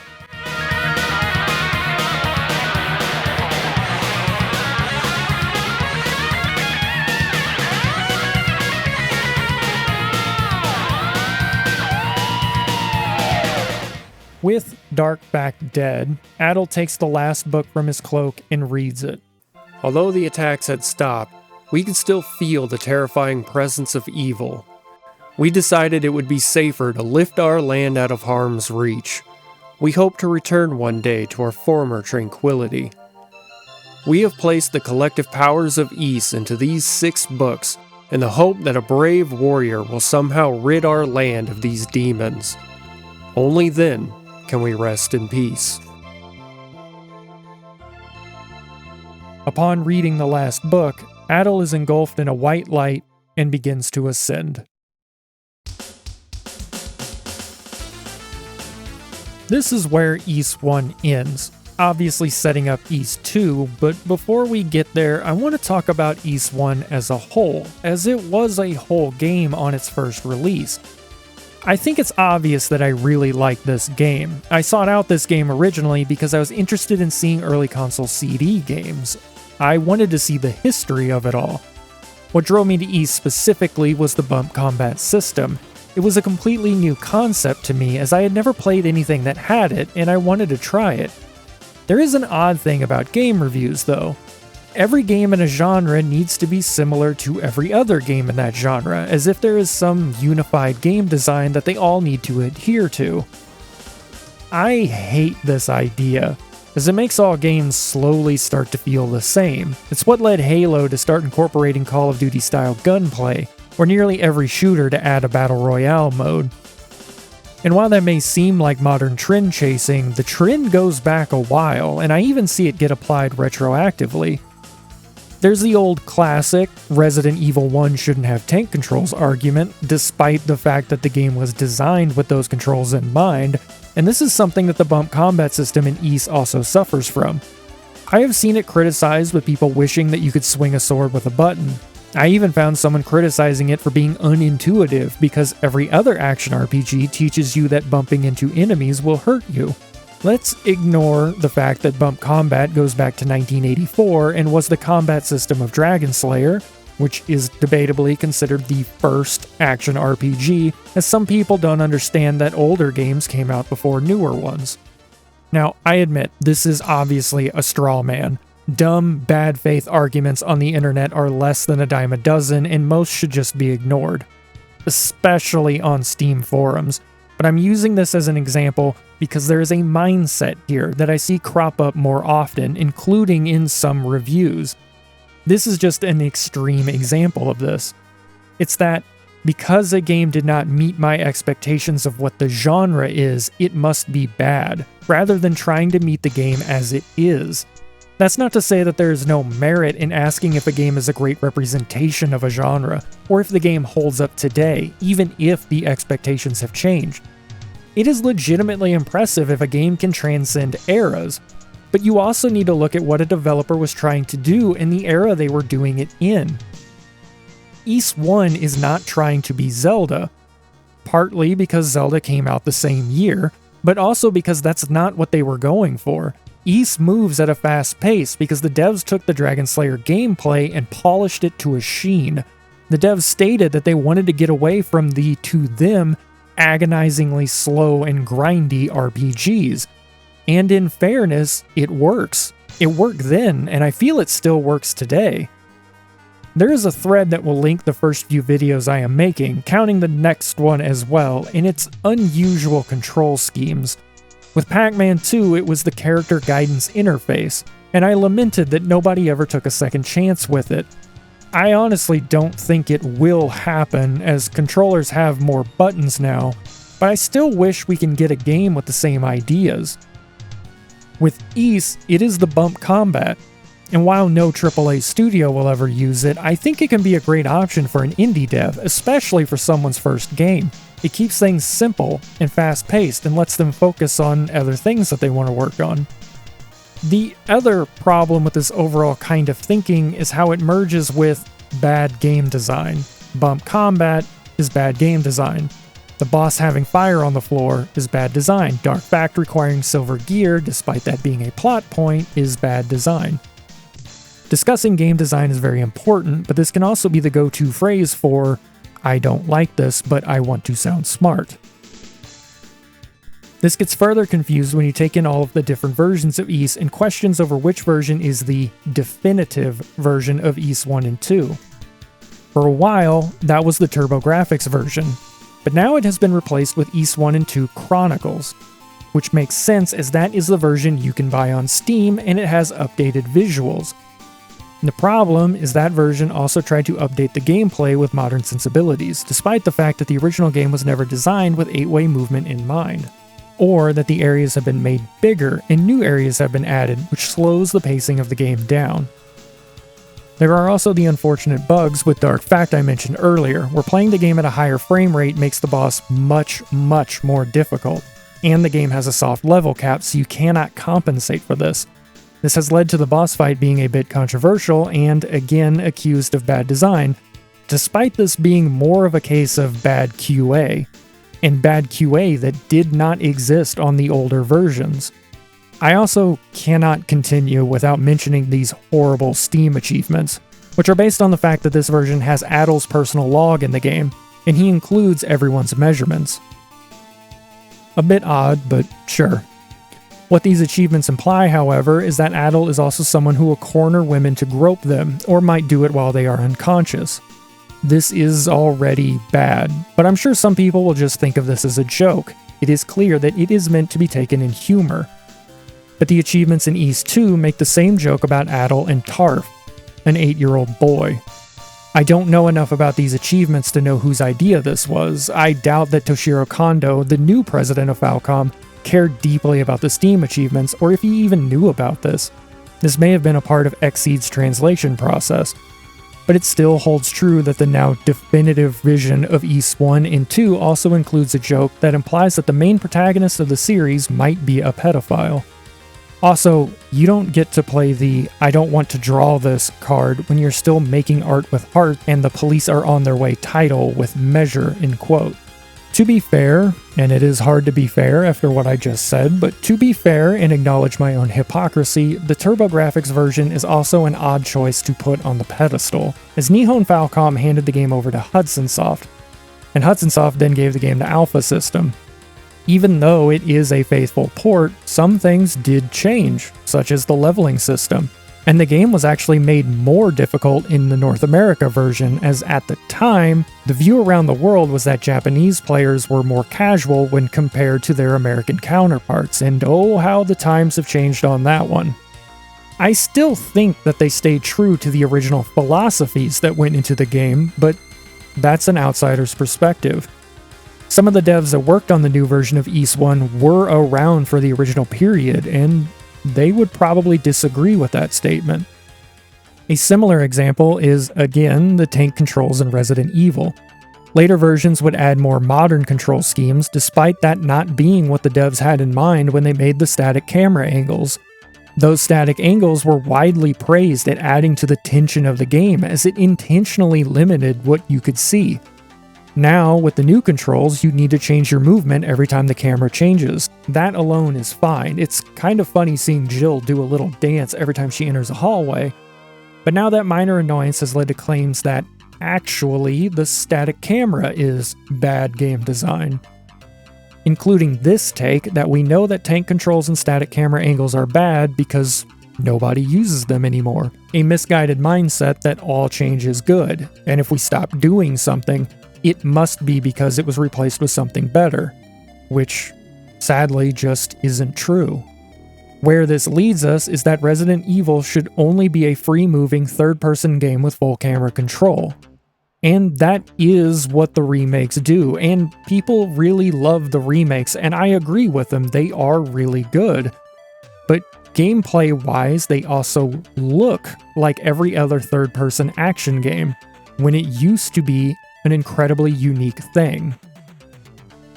Again, most of the arguments I showed are nonsense and should just be ignored. I point this out because it shows what can happen when we lose our perspective on what a game was and try to cram it into a box of what games are now. This isn't anybody's fault either, as the older versions of games become harder to find and purchase. It's why game preservation is so important. If video games are an art, then we need to preserve their history like we do with art history. I also can't blame anybody if they have only played the Steam version of Ys 1 and got bodied by a buggy version of Dark Fact and then do not like the game at all. Why would you then deep dive into a game you don't like and try to learn more about it or find a different version? I would, but I'm a weirdo. I can also admit that it's not really fair of me to criticize anybody for only playing the Steam version, because it's not like they have any other choice.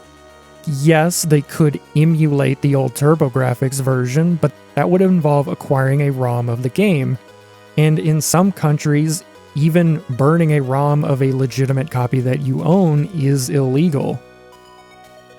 Obviously, the fact that this video exists gives away my thoughts on the matter, but I've already bloated this intermission way too much, so I'm gonna save my thoughts on this for the end of the video. For now, Ys 1, good. On to Ys 2.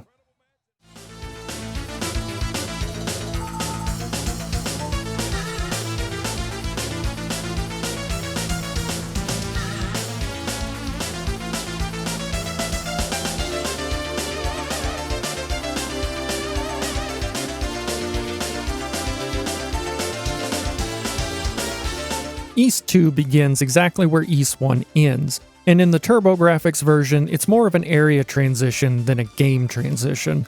Adol awakens on the mythical island of Ys, where he is found by a local village girl, Lilia. Are you all right? Me? I am Lilia from Rance Village. I felt a cold shiver down my spine, and I felt compelled to come in this direction. Then I found you lying here on the ground. Lilia takes Adol back to the village, and the game begins. There are two things to note right off the bat. The first is that all of Adol's stuff is gone, including his money. I had over $65,000, and it's gone now. I guess Adol wasn't so much teleported as raptured, and all of his stuff was just sitting in a pile next to Darkback's dead body. The second is the slight changes to the HUD, as a suspicious MP meter has been added. Adol doesn't use magic, so I'm going to assume that it will stay at 0 forever.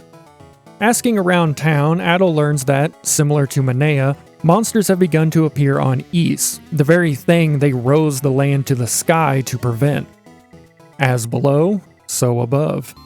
Talking to Lilia reveals that she is starting to feel sick, but she does not want to worry her mother, a statement made awkward when Adol immediately talks to her mother, who tells Adol that Lilia is deathly sick, but she doesn't want to tell her.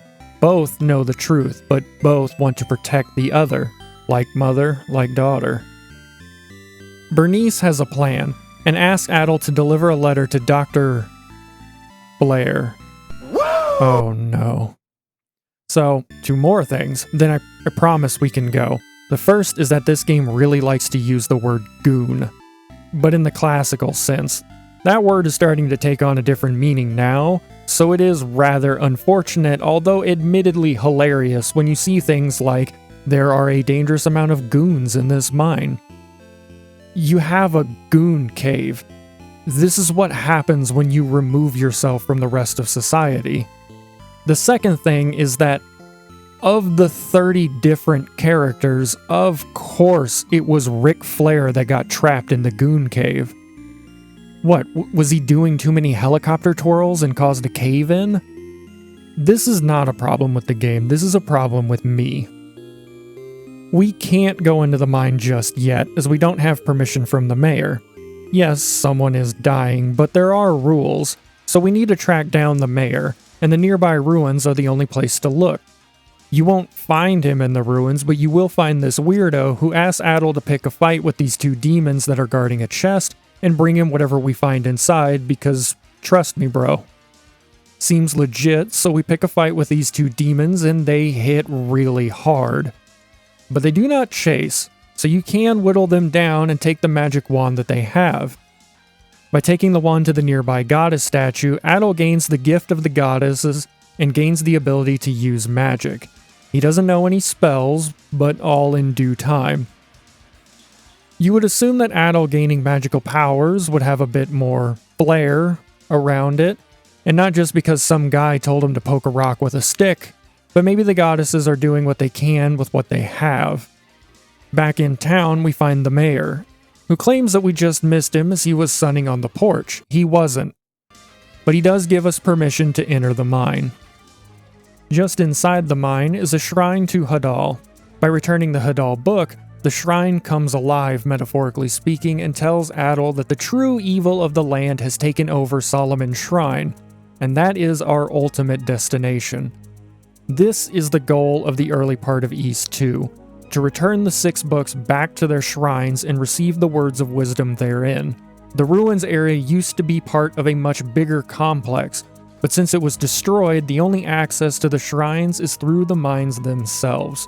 But first, we should probably save that doctor before he runs out of air. The mines of Rance are similar to the mines of Manea, which makes sense as they were the same mines at one point, but they are also less linear, and there are many side paths that dead end, giving the mine a more realistic feel. Ys 2 also handles darkness differently. Gone is the light halo. Now Adol can see everything in the room he is in. Rooms he cannot see are now completely black, but they flicker in and out as Adol moves around. This is a neat idea, and it prevents Adol from seeing useful chests through walls like he could in Ys 1, and it also hides the fact that most of these branching paths are probably all on the same mapping tile. It would feel less winding if you could see how everything was laid out. In practice, the constant flickering can get annoying, but the section doesn't last long enough for this to become a real problem. Eventually, Adol will find a mattock, and he can use that to break open the caved-in part of the mine to free Dr. Flair. He evidently didn't know that Lilia was sick, which is concerning considering that she is terminal and that he is the only doctor here, but luckily he has an antidote, which is odd because he didn't know she was sick until right now. but sight unseen, if we bring him a Rhoda fruit and a Cursetta flower, he can brew up something special. I get the feeling he just prescribes the same potion to every patient. The Cursetta flower is deeper in the mine next to an underground pond, and the Rhoda fruit is found in the ruins. There are other things to do in the mines, but for clarity, if you bring the ingredients back to Flair, he'll mix up a special batch of his potion for Lilia and cures her of her terminalness. Bernice is thankful for everything, and Lilia overhears that Adol was the one responsible for saving her life and also thanks him, while the game heavily implies that maybe she has some stronger feelings for Adol. But we can't talk now. We have books to return. While searching for Flair, Adol will stumble into several side passages that lead into different sections of Toll Shrine. Within these passages are 4 more shrines that tell Adol more and more about what is going on with Ys. Over 700 years ago, the inhabitants found a magical substance called Claria, and they used that to create an age of great prosperity. However, the magic worked with its own balance. For every good, it also created an equal evil. Eventually, a force of great evil was born into the land, and demons began to overrun Asteria. In order to protect themselves, the entire mountain region of Ys was lifted high into the sky. Unfortunately, this only delayed the inevitable, as the magic that spawned the demons was still around. So the twin goddesses that protected Ys took the magical substances and buried it and themselves underground. As evidenced by Ys 1, the magic has been found, and this has revived the demonic horde, with their base of operations being Solomon Shrine. As Adol learned with Dark Fact, the only thing that can harm the strongest demons is the very magic that created them. So the 6 priests have left behind 6 magical wands that will give Adol, or whomever, the power they need to stop the demons. The first wand Adol finds is located in these mines, and it is the Fire Rod, and as expected, it lets Adol cast fireballs at enemies, finally giving him a ranged attack. This seems like a great addition, and at first, it is a lot of fun. The damage scales with Adol's strength, so it stays useful throughout the game. You can straight up smoke these fools, and since there is no way to regenerate health indoors yet, keeping a distance is a smart option. And yet, it just doesn't feel right. The bump combat system is almost simple to a fault, and some would say that it is, but it's fast and snappy, and it requires some skill on the part of the player. Ys also excels at telling its story in the gameplay. Adol is defined by how he fights, and this doesn't seem like Adol. Adol isn't the type to shoot a monster in the back simply because he wants to watch the life fade from their eyes. Now, Fag from Xanadu, on the other hand,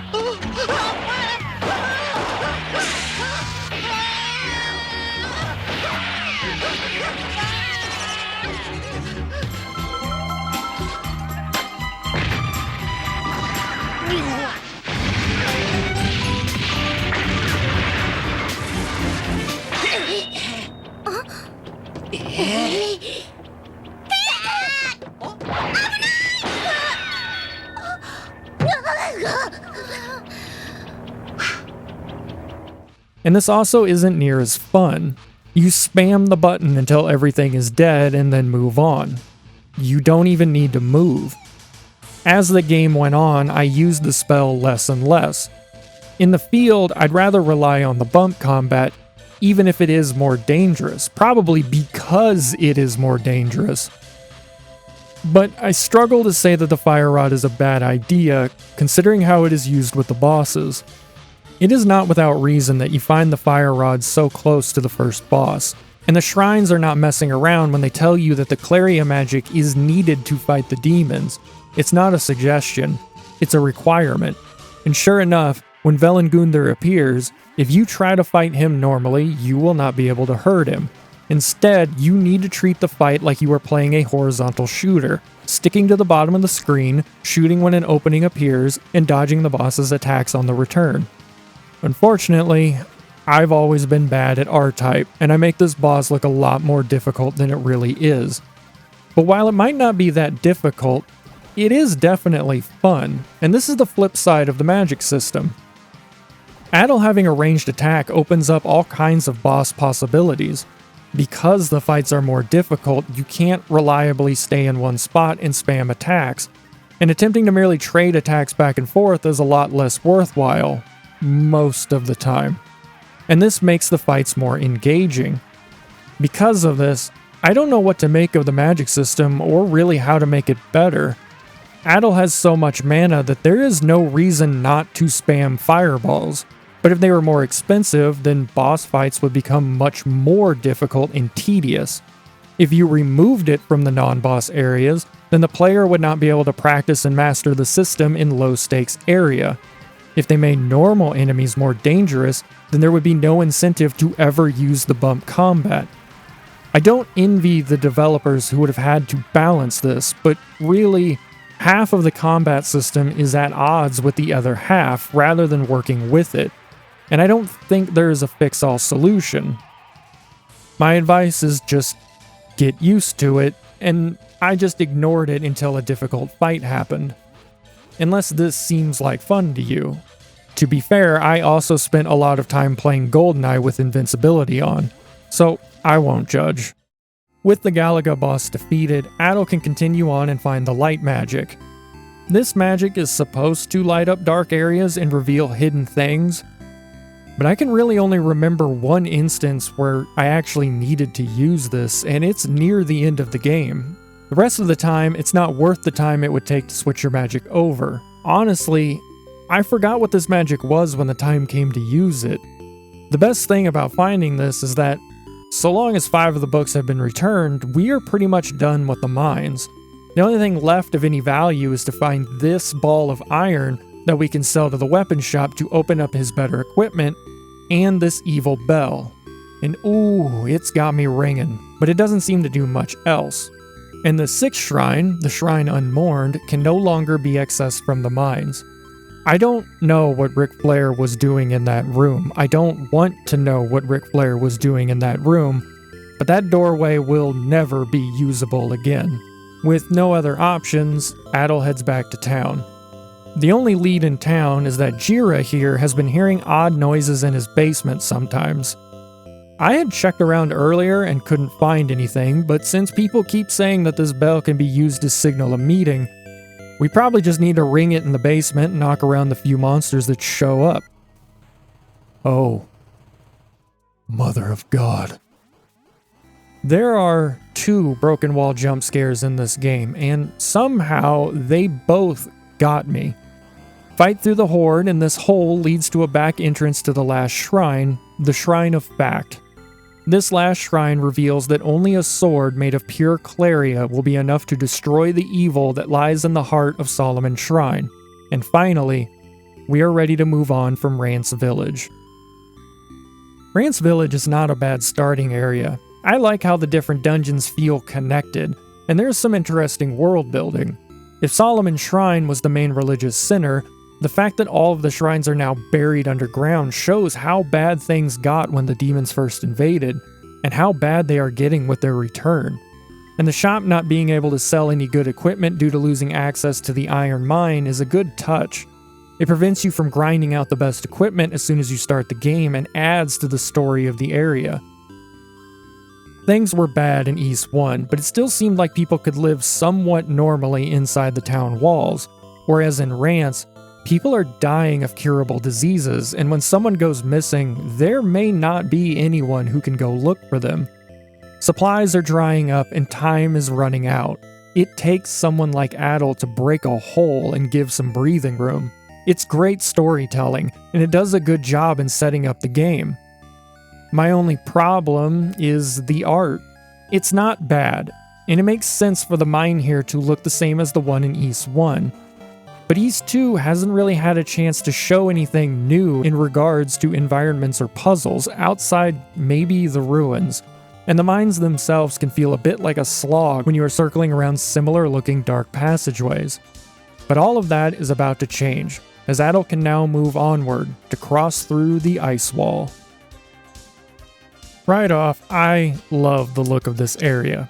I'm biased, I admit it. I love ice themes and ice levels. My favorite Infinity Engine game is Icewind Dale. I mean, look at these screenshots. That's hot. There's also some neat world building in the small touches. One of the puzzles is figuring out how to traverse the mountain. The only way up some areas involves climbing up these aqueducts that bring water to the villages, but the water is too slick and will push Adol back down, so he needs to find some stone shoes to continue on. I guess they work like the iron boots in Ocarina of Time, but I question the wisdom of placing heavy rocks around your ankles when trying to cross a river. Then again, the Mafia seem to like the idea. The other tool that Adol finds are the ice drops, which can freeze the water in the very air to create an ice bridge for Adol to cross. All of this leads to the next magical rod and the most unique spell in the entire game, Transform. As it sounds, this lets Adol transform into a Rue, which is a type of demon. He cannot attack in this state, but enemies will not attack Adol either. Instead, Adol will talk to the demons, and you can learn many things from them, from secrets on how to progress, to odd ramblings, to even how the demons feel about Adol. More on this in a moment. For now, we learn that the door that leads out of this area is not locked, it's an illusion, and Adol will need to find the Mirror of Illusions to find the real door. One door, left, will take you in. The other one just mirrors it. This series of events shows how much Ys 2 has changed from 1 in its storytelling and world building. In 1, the story is the mundane meeting the magical, the discovery. Adol is just a swordsman. He finds magical artifacts, but ultimately he is a missile aimed at the top of Darm Tower by forces he does not understand. While the magical silver gear was necessary, it was Adol's skill as a swordsman that saved the day. In 1, the magical and mystical are slowly uncovered. In 2, it permeates the very essence of the land, and the ideas in gameplay match. In 1, Adol buys medicine. In 2, it's mystical herbs or magical fruit and flowers. Adol creates bridges of ice, or uses fire magic to clear out the snow on this path. He uses spells to go undercover to spy on his enemies and learn their secrets. Adol is no longer a swordsman, but a battle mage, a master of martial and magical fighting, and, even though I don't care for it, if you find the hawk statue in this area, the fire magic becomes heat-seeking. As a character, Adol gains agency. The first game was about uncovering a conspiracy, but now it is known, and Adol needs to stop it. While there are still characters that can tell Adol where to go, Adol mostly figures out the path on his own while using every tool that he can find. He moves like someone who knows what the stakes are. So maybe I was wrong about one part of the magic system. Maybe Adol would shoot a demon in the back with a fireball. Because he has to. Everything is at stake, which makes the quieter moments in the village suddenly mean more. That Adol would still find the time to help Lilia get a cure speaks to the kind of person that he is. And that's the kind of thing that certain people would notice. And yet, it does take away from the cool mechanics when they are used once. I never used the mirror again, even though it seems like a cool item. Even though I found areas later where I thought the frozen drops were the solution, they never were. Stone shoes are for climbing aqueducts which are not found in any other area. You can blame me for not using the hawk and falcon statues, and the transform spell is required for progression, but it is used to marvelous effect. The only other magical item that I actually used was the spirit cloak, which is just the heal ring from 1. Although it is better as you can hold it on your item slot instead of a ring slot. Ultimately, the Mirror of Illusions is the same thing as the marble key. It opens a door, nothing more, nothing less. But in Ys 2, the keys are at least more magical feeling to fit the more magical setting. Regardless, passing through the real door leads to the boss of this area, Tialmath, the Ice Spider. Tialmath is dangerous as he shoots out a shockwave of ice whenever he lands, and he cannot be hit while he is in the air. So, like the last boss, you need to fire your attacks just before the boss attacks and then get out of there. Unlike the previous boss, Tiamat does not stay near the top of the screen and will move around the entire area. He can be tricky, but not super difficult. And with that, we leave the ice ridge behind and move on to something just a little different. Some say the game will end in fire, others say in ice. I still prefer the ice, but the fire lake looks really cool. And the ominous, "you're being watched," on entry is very spooky. A new area also means new enemies that hit like a truck, though the fire magic still works. I point this out only to show that the magic must be more cleansing holy flame type of fire than elemental fire. The path forward splits, which I missed at first, and eventually you come across a room that kills Adol as soon as he enters, similar to the evil music in 1. Talking to the monsters reveals that the room is filled with gas and Adol needs a Rhodaleaf to get past. They also talk about how they drove some demons away and into hiding and that they captured a traitor demon. Interesting. Heading back the other way leads to a small village. I don't know how they survived down here, but everybody is acting strange, especially the bridge guard, who outright refuses to let Adol pass. Or he would, but damn it all, that winch is broken, and he just can't figure out how to fix it. If Adol is disguised, then he admits that he is intentionally blocking Adol's progress on the demon's orders. Confronting him again as Adol will cause him to break down. The demons have kidnapped his son and are threatening to kill him if Adol crosses the bridge. So even though he is sympathetic to Adol, he still will not let him cross while his son is in danger. With 2 dead ends, the only lead left is the mysterious feeling that Adol got at the entrance to the area. If Adol heads there, is transformed, wearing these special earrings that are found in the fire lake, and rings the evil bell to summon the monsters, a clan of Roos will come out of hiding. They tell Adol that he needs a Rhodaleaf to neutralize the toxic gas, and that they saw a boy being dragged through the toxic gas. An odd plan if they wanted to keep him alive. Luckily, there is a Rhodaleaf nearby. As in, just outside the door. Taking the leaf and passing the gas, Adol finds a blue orb.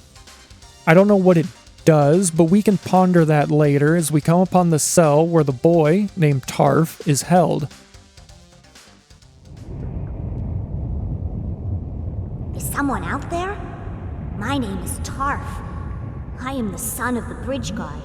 I truly hope that you can save me, but I'm afraid this rock is very solid and will be most difficult to break. There's also a demon in there, although the fact that he hasn't absolutely shredded that kid makes me think he's friendly. We can actually find some of his writings on a wall where he talks about how the goddesses of Ys have been speaking to him in his dreams, and that he laments that he can no longer help them because he's probably going to suffocate in his prison cell. Which also means that the demon's plan is to have Tarf suffocate in his cell. I think it's safe to trust Keith. Plus, his name is Keith. You can't be too scary if you're named Keith. Anyways, Keith says that he can burst out if we give him the orb. So we do. And he does. Then he leaves, and so do we. With Tarf saved, the gate guard raises the bridge, admitting that he lied about the winch being broken as he was too scared for his son and couldn't take the risk. But now Adol can pass through. Once again, I really like the Fire Lake area. I mentioned that the ice wall is where we start to see how powerful Adol is becoming. And here is where we see how clever he is, resorting to wet work and trickery to find a way through. We also see that the demons are becoming aware of how powerful Adol is, with them leaving traps and coercing people to slow him down specifically. They know they cannot stop him with force, and are now looking for alternatives and hitting the people around him. As Adol pushes closer to Solomon's Shrine, the demons will go to greater lengths to stop him. But for now, all they have is Gilaldi, the boss of the area. The Gilaldi is a massive head that attacks with its tongue? He's invulnerable to damage except when he pulls his tongue back in, so the wise move is to keep away from him so his tongue stretches out farther, thus giving you more time to hit his mouth as he pulls back in. The most difficult part of the fight is just figuring out how to damage him, but I'll give him credit for being the creepiest looking boss. He looks like he belongs in Splatterhouse. After beating him, I had to go and do a repair job on my roof. It was over 100 degrees Fahrenheit on the real feel and over 90% humidity. Just a lovely experience. And I joked with myself that I was trying to get into character to know how Adol felt as he got tongued down in the fire lake. That joke got a lot less funny when I walked through this hallway and stepped out into the crisp, cold mountain air of the village of Ramia. Well then. Ramia is a depressing place. The village has been trading their daughters away in exchange for safety, choosing the slow death to a quick one. Their captured daughters are being sacrificed in some sort of ritual, and even worse, the villagers can hear when the sacrificial bell is rung. The village elder is too depressed to offer any help, and the only person with equipment capable of doing any good only agrees to help when he finds out that his son has run off into the shrine to look for his kidnapped girlfriend. The demons will not let Adol enter the shrine for obvious reasons, so Adol will need to be disguised. And I like how Adol tells the guard that he killed the real Adol and stole all of his equipment. And it works, and he makes his way into Solomon's Shrine. Oh, Solomon's Shrine. This is easily the area where the coolest stuff happens. Starting with Adol sneaking around in disguise to overhearing the demonic leaders in a meeting give up a secret code that opens up a gate deeper in the shrine. We've come a long way from the old bump and grind of East 1, but this area is also the most tedious area to traverse through. It is absolutely sprawling, with pathways weaving in and out of multiple levels of buildings. It's a lot like Darm Tower, where you believe Darm Tower is massive and a test to fight through. I believe that Solomon's Shrine is the heart of Ys's religion, and where, like the Vatican, it grew into a city in its own right. However, whereas Darm Tower felt like it was still funneling Adol towards the top, Solomon's Shrine feels aimless, complex for complexity's sake. There are times where you may need to move several screens to the left just to get on the correct floor to move back to the right, and many times you will need to go to one end of the shrine just to get an item that opens a door on the opposite end. And the game never opens a shortcut.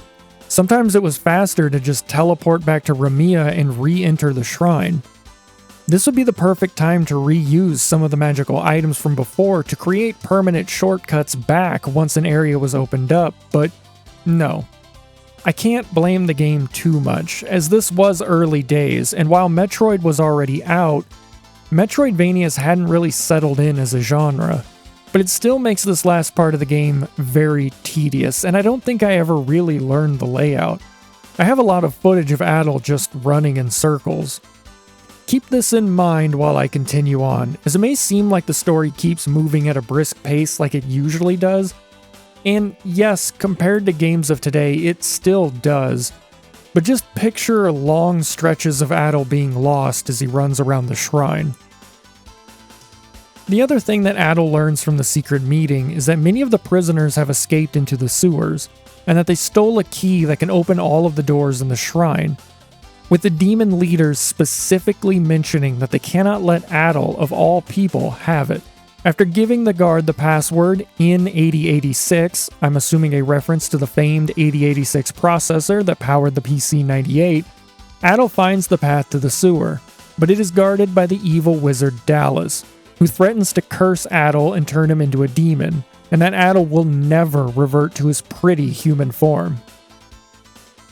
Adol promptly ignores him, and Dalles promptly proves that he wasn't bluffing and goonifies Adol. Luckily, Adol can still fight in this form. It doesn't seem to slow him down, but it does scare the escaped captives when Adol finds them, and they don't really believe him when he tells them about his curse.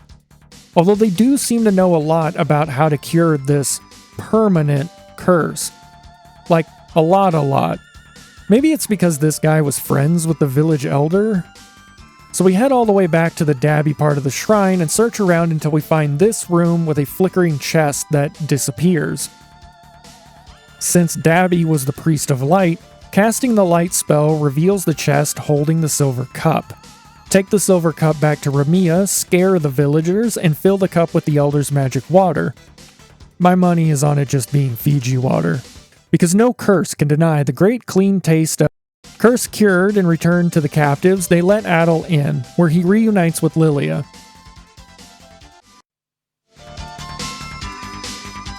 Is that really you, Adol? I never thought I'd see you again. Do you recognize me? I am Lilia from Rance Village. Not long ago, I was caught by some demons as they were rounding up people in our village. Soon after this, a demon named Keith came and saved me. It's good to know that Keith is doing some work on the other side of things. But then, it turns out that Dalles was using Adol to find the missing captives for him. You are a most helpful soul, aren't you, Adol? You have led me to the hideout of these rambunctious runaways. These people have learned all too much about this forsaken land, so of course, I cannot permit them to live. However, I do have a rather big heart, and I am going to let you watch as I turn their bodies and souls to ice cold stone. And now they have paid the price, being turned to stone. Still, Lilia succeeded in handing over the master key, so the rest of the shrine is open, including access to the time stop magic, which freezes enemies in place similar to the magic mirror in Ys 1. And like the mirror in Ys 1, it isn't as useful as you think it would be. You also now have access to the shrine's sergeant, Druegar. Druegar can only be hurt from the front, and his attacks do not provide a lot of room to maneuver. Those attacks are also very quick, so in order to make more room, you need to lure him to the top of the room, then quickly run back to the bottom. This is very difficult, and I struggled with this fight until I finally realized that Adol punches harder than Druegar does. So I said screw it, and brought a machine gun to the fight.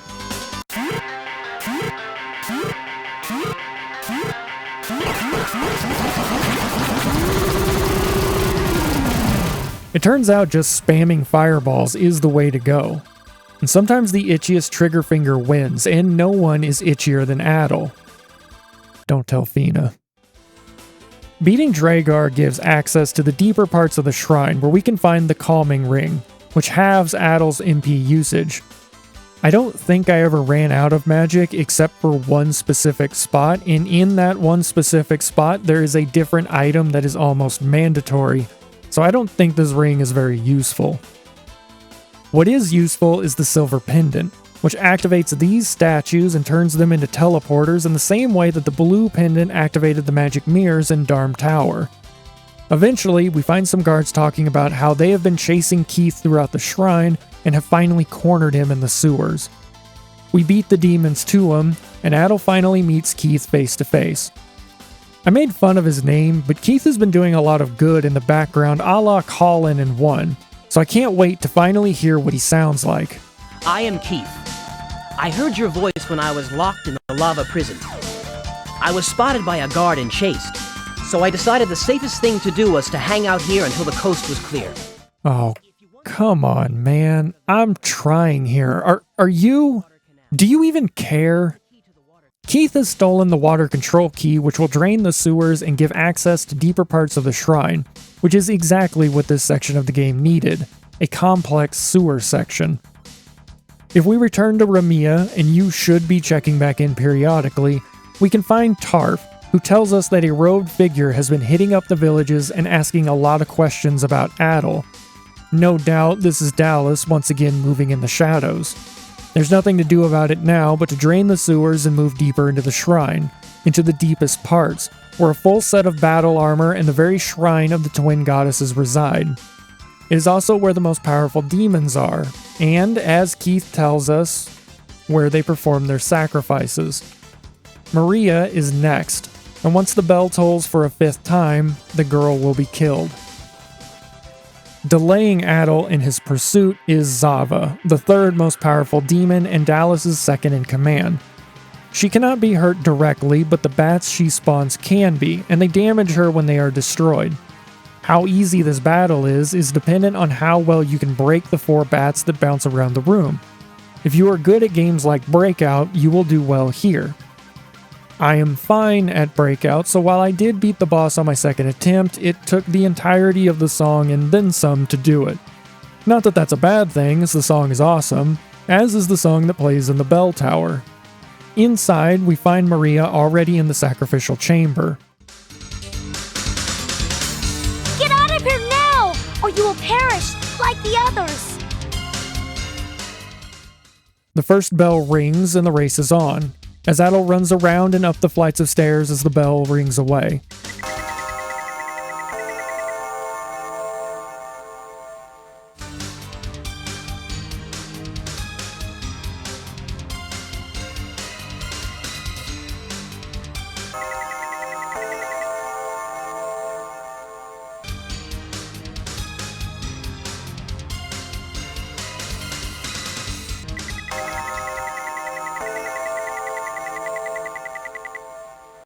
When he reaches the roof, the bell rings a fourth time. And waiting at the bell as Adol arrives is Dalles. Such a brave warrior you are, Adol. I am truly impressed that you've made it to this lofty point. I commend your efforts. However, you'll be distressed to hear that I've already rung the death bell 4 times. If I ring it once more, the girl, Reah, will die. Let me explain the meaning of this ancient ritual. The ancestral priests of this land lived over 700 years ago, but their descendants still reside in East today. The 5 bells are the ceremonial warning. Before I shatter their souls and drain the last of their life's blood. I do love this. Now please, enjoy the sweet sound of the bell's last ring. And the last bell rings with no mercy. Adol was too late. On the way back down, we find a suspicious idol in Maria's lifeless body. As Adol goes to leave, the goddesses of East themselves speak to him and tell him to head to their temple, which is next to the bell tower. Even though the most powerful demons are here, they cannot approach the shrine. It is a bastion of holy power buried in the corruption. Once inside, Adol learns that he can use the strange idol that he found to break Dalles' stone curse. But the idol is missing a piece. It turns out the blue orb that Adol found earlier is one of the idol's eyes. Fortunately, Tarf had it and is still in Ramia Village. Unfortunately, Tarf has a hole in his pocket and lost the damn thing. He's pretty sure he lost it while talking to Dekka, though. Dekka. Who the fuck is Dekka? While trying to remember, I bumped into this woman again. Oh yeah. Ooh. And also this woman who mentions that the clouds are much higher than normal and worries that East is sinking. That's a stupid theory and probably unrelated to anything that I am doing. Now who is Dekka? It turns out it doesn't matter, as the blue orb is in the meeting room where Adol learned about the code password. For those curious, this is Dekka. I am Dekka. I know exactly who you are. If you talk to him, he tells you that a cloaked man picked something off of the ground and went into the shrine. In the shrine, the monsters by the gate will tell you that the important meeting has ended due to something that Dalles has found, which he then left there. I don't know. This sucks. The bell tower was so good at ratcheting up the tension and giving a sense of urgency, and it is followed by backtracking and searching through areas you've already been to, and it slows the pace right back down. I admit this is partially my own fault for not remembering who Dekka is, and I can see how the developers would want to be sure that the player return to Ramia and see Tarf, and also to hear that the island is sinking, but you might still miss that information. And you should be checking back into town often enough anyways. This part could probably have been cut, as it's not like anything happened at the goddess shrine while Adol was away. Instead, the goddess tells Adol how to break the stone curse, which she was going to do anyways. She also tells Adol that the final battle is near, so she has called for the descendants of the original priests to make their way to the heart of the shrine. Adol heads for the belfry, and on the way he finds that Maria's body has vanished. And at the top of the tower, we can see that, indeed, the clouds are higher and East has descended. Adol holds the idol skyward, and the curse is broken. But when Adol returns to the hideaway in the sewers, Lilia is already gone, although one of the other escapees has received a letter from none other than Dr. Flare, who gives Adol a golden pendant that he found buried in the mines. It must be really important for Adol to have, because Flare doesn't give up his gold easily, no matter the hard times. Adol is also reminded that anyone else who was afflicted with a curse has probably been freed, and there was this odd stone statue deeper in the sewers that I promptly ignored, because what sewer doesn't have a highly detailed human statue in it? But that statue turns out to be Sada, the elder Hadat's missing son who came here looking for Maria and... oh, yeah.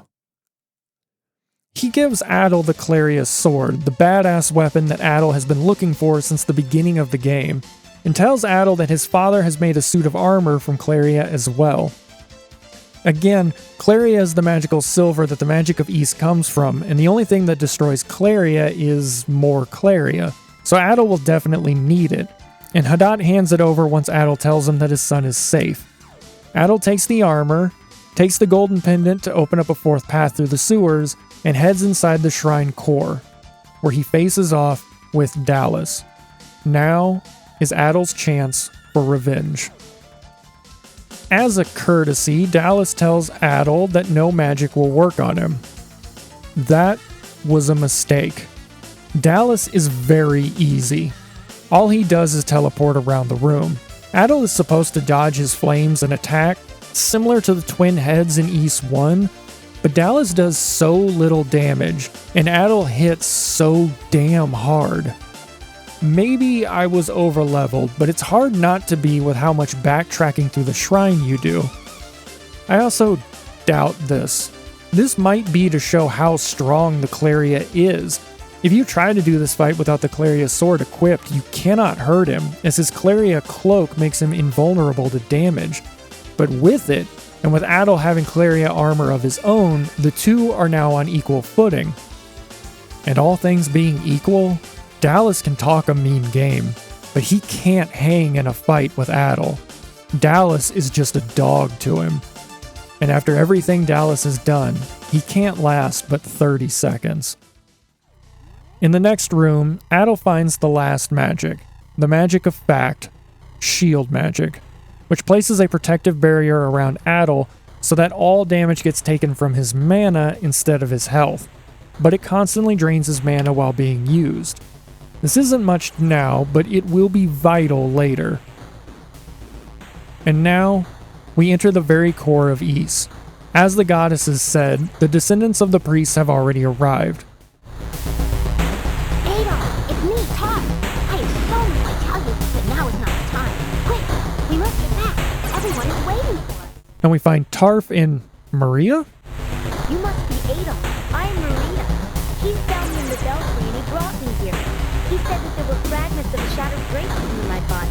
Evidently, the Maria that was killed earlier was a substitute. Whether that meant a magical substitute or someone in a wig is not answered. Keith pulls a Dogi, or a Colin, and won't be remembered for it.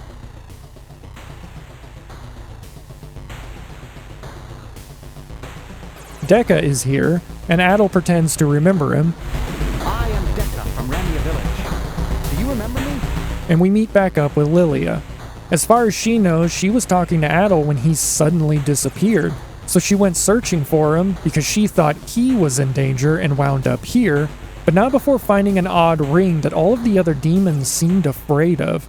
So, Lilia gives Adol a ring, and he accepts. Interesting. With the ring, Adol can cross the threshold, where he finds two familiar women trapped in flames, and hears the voice of Darm. The goddesses are in a hopeless situation. There is no way that you can defeat me now. A fight without the power of the goddesses doesn't scare me. 700 years ago, I almost had the whole country of Ys under my control. But those forsaken goddesses managed to lock me up.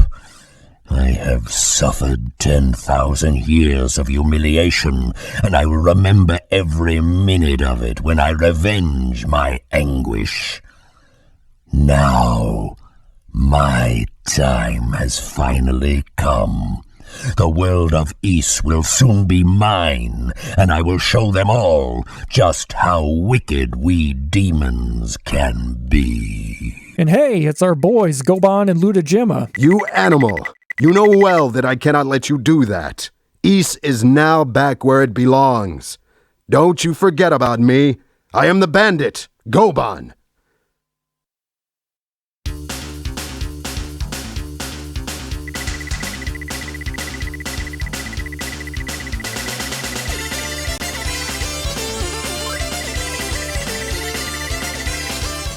When the world is at its darkest, a sick harmonica solo can save the day.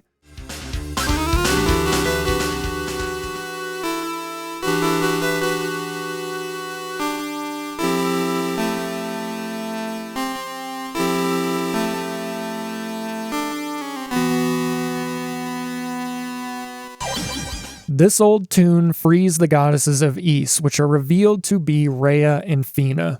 I owe you more than you can ever imagine. I am Lair, the goddess of Ys. Through your courageous battle, you have defeated Dark Fact in Darm Tower. Dark Fact was the direct descendant of Priest Fact. He tried to use the magical power of Claria to release the demons, which have been sealed up for hundreds of years.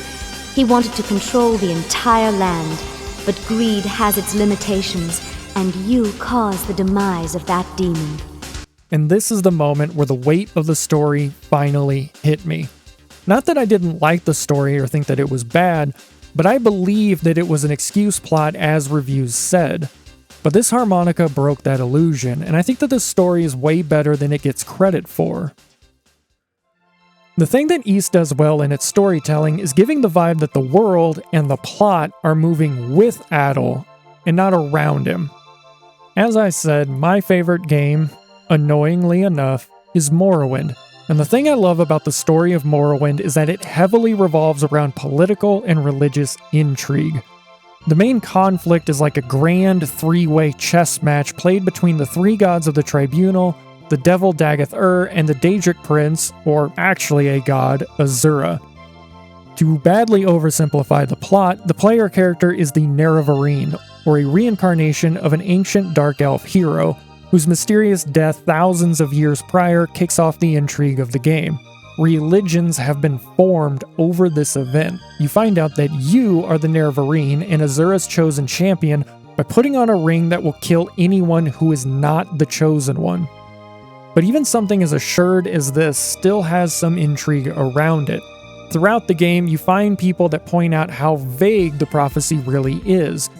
It can apply to a ton of people, and some parts are just not true. You don't even need to be a dark elf to fill a dark elf prophecy. The power of the Tribunal is waning, and the power of Dagath-ur is waxing. It is possible that all of the failed incarnates only failed because the time wasn't right for Azura. It is only during the events of the game when Azura knows that the opportunity is perfect. Morrowind is not a story of you fighting Dagath-ur and the Tribunal. It is a story of Dagath-ur, the Tribunal, and Azura fighting each other. And you are the most important piece on the board, and different players will try to make claims on you throughout.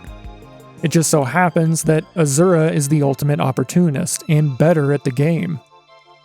I bring up Morrowind because I think that Ys tells a similar kind of story. The game is not about Adol Christin fighting Dark Fact and then Darm. It is about a grand-scale fight between the twin goddesses Reah and Feena and the devil Darm. Adol is just the most powerful piece on the board, but he is not the only one, or the only one making moves. There is even a question as to whether Adol is a chosen one or not. Sarah seems to imply this, and it may well be true that when she says Adol is the one she is looking for, she means him specifically. But she also could have been looking for any capable swordsman. It's a small thing, sure, but I love little bits of doubt and intrigue like this. You put small things like this in your game, and I'm like E.T. or James Woods following bits of Reese's Pieces. I think the proof of this is in how so many of the early quests show that Adol needs to gain the trust of his allies. I mentioned this with the Oracle Sarah, and how her first quest is really a test of Adol's abilities and to make sure that he won't run off with her brooch. In the next town, Jevatoba will refuse to talk to Adol unless he can prove that he has earned Sarah's trust. And even though the mayor is concerned with the local bandits, Jeva will not mention anything about them and will guide Adol toward the shrine and not the mountain. Later, we learn that she has a direct relation to the leader of the bandits. This could be due to limited dialogue options in the game, but it is also because she needs to be absolutely sure of Adol's intentions, and because she knows the bandits were never the real threat. Trust is the key to all of this, and this was the intention of Miyazaki. When asked what the original plan for Ys was, he responded that, from the beginning, the idea was that, as you played, you would gradually uncover the history of this kingdom called Ys. And you absolutely do. But as for the themes of the story, we also wanted to explore themes of human nature and trust between people, even though Adol is actively fighting against the monsters and Darkfax's power. He is also fighting against people's natural distrust of each other. This continues in the tower with Rasta, and is flipped on the player with Keith, where Adol needs to trust a demon in order to progress. But it is not enough to merely have the NPCs trust Adol and then do nothing. Where I think Ys really shines is how it presents a moving story. Things happen when Adol isn't around. Characters react to the player's actions, but also seem to try to preemptively stop those actions. When Adol first meets Reah, he is sent to her to get one of the books of Ys, which she does not give to him, instead sending him after her missing silver harmonica. The silver harmonica is important, but by sending Adol after it, she is also sending him directly towards one of the books. She could have given Adol her book and sent him into the mine anyways, but she forces Adol to come back. It is vital that he returns with the harmonica and that he hears her play this song. When she tells him to remember the song when he thinks of her, she is actively setting up her own endgame, and she isn't the only one that does these sorts of things. We see this with Darkfact. Darkfact is not like the evil wizard at the end of Dragon's Quest. He does not just wait at the top of Darm Tower for Adol to find him. He is making moves. Throughout the beginning of the game, we hear about the cloaked figure buying up all the silver armor and stealing anything else. Obviously, this is Darkfact. We later learn that only the latent magic in the silver weapons can penetrate silver armor, so Fact is trying to hide anything that can be used as a weapon against him. Makes sense, but what is interesting is how his plans change and then change again based on what Adol does. When Adol begins to collect the books, Fact tries to stop Adol by killing Sarah, the oracle guiding him. When this doesn't work and Adol collects more of the books, Darkfax's plan changes again. Now he lets Adol make his way through the tower without directly interfering, as Darkfact needs all 6 books to complete his plan. What he does do is take all of Adol's silver gear and scatter them throughout the tower. Admittedly, while I do like this, there is a bit of a plot hole here, as if Darkfact could take all of Adol's silver, he probably could have just taken the books and been done with it all. Maybe there was something magical about the books, or maybe Adol had them magically hidden in his ass, I don't know. Ultimately, Dark is portrayed as a capable villain. He knows all the ways he might lose and is actively trying to prevent that. And he would have succeeded if not for the combined efforts of Adol and Feena and Reah. However, Darkfact is not the main villain of the story. Darm is. Darkfact is just another piece on the board.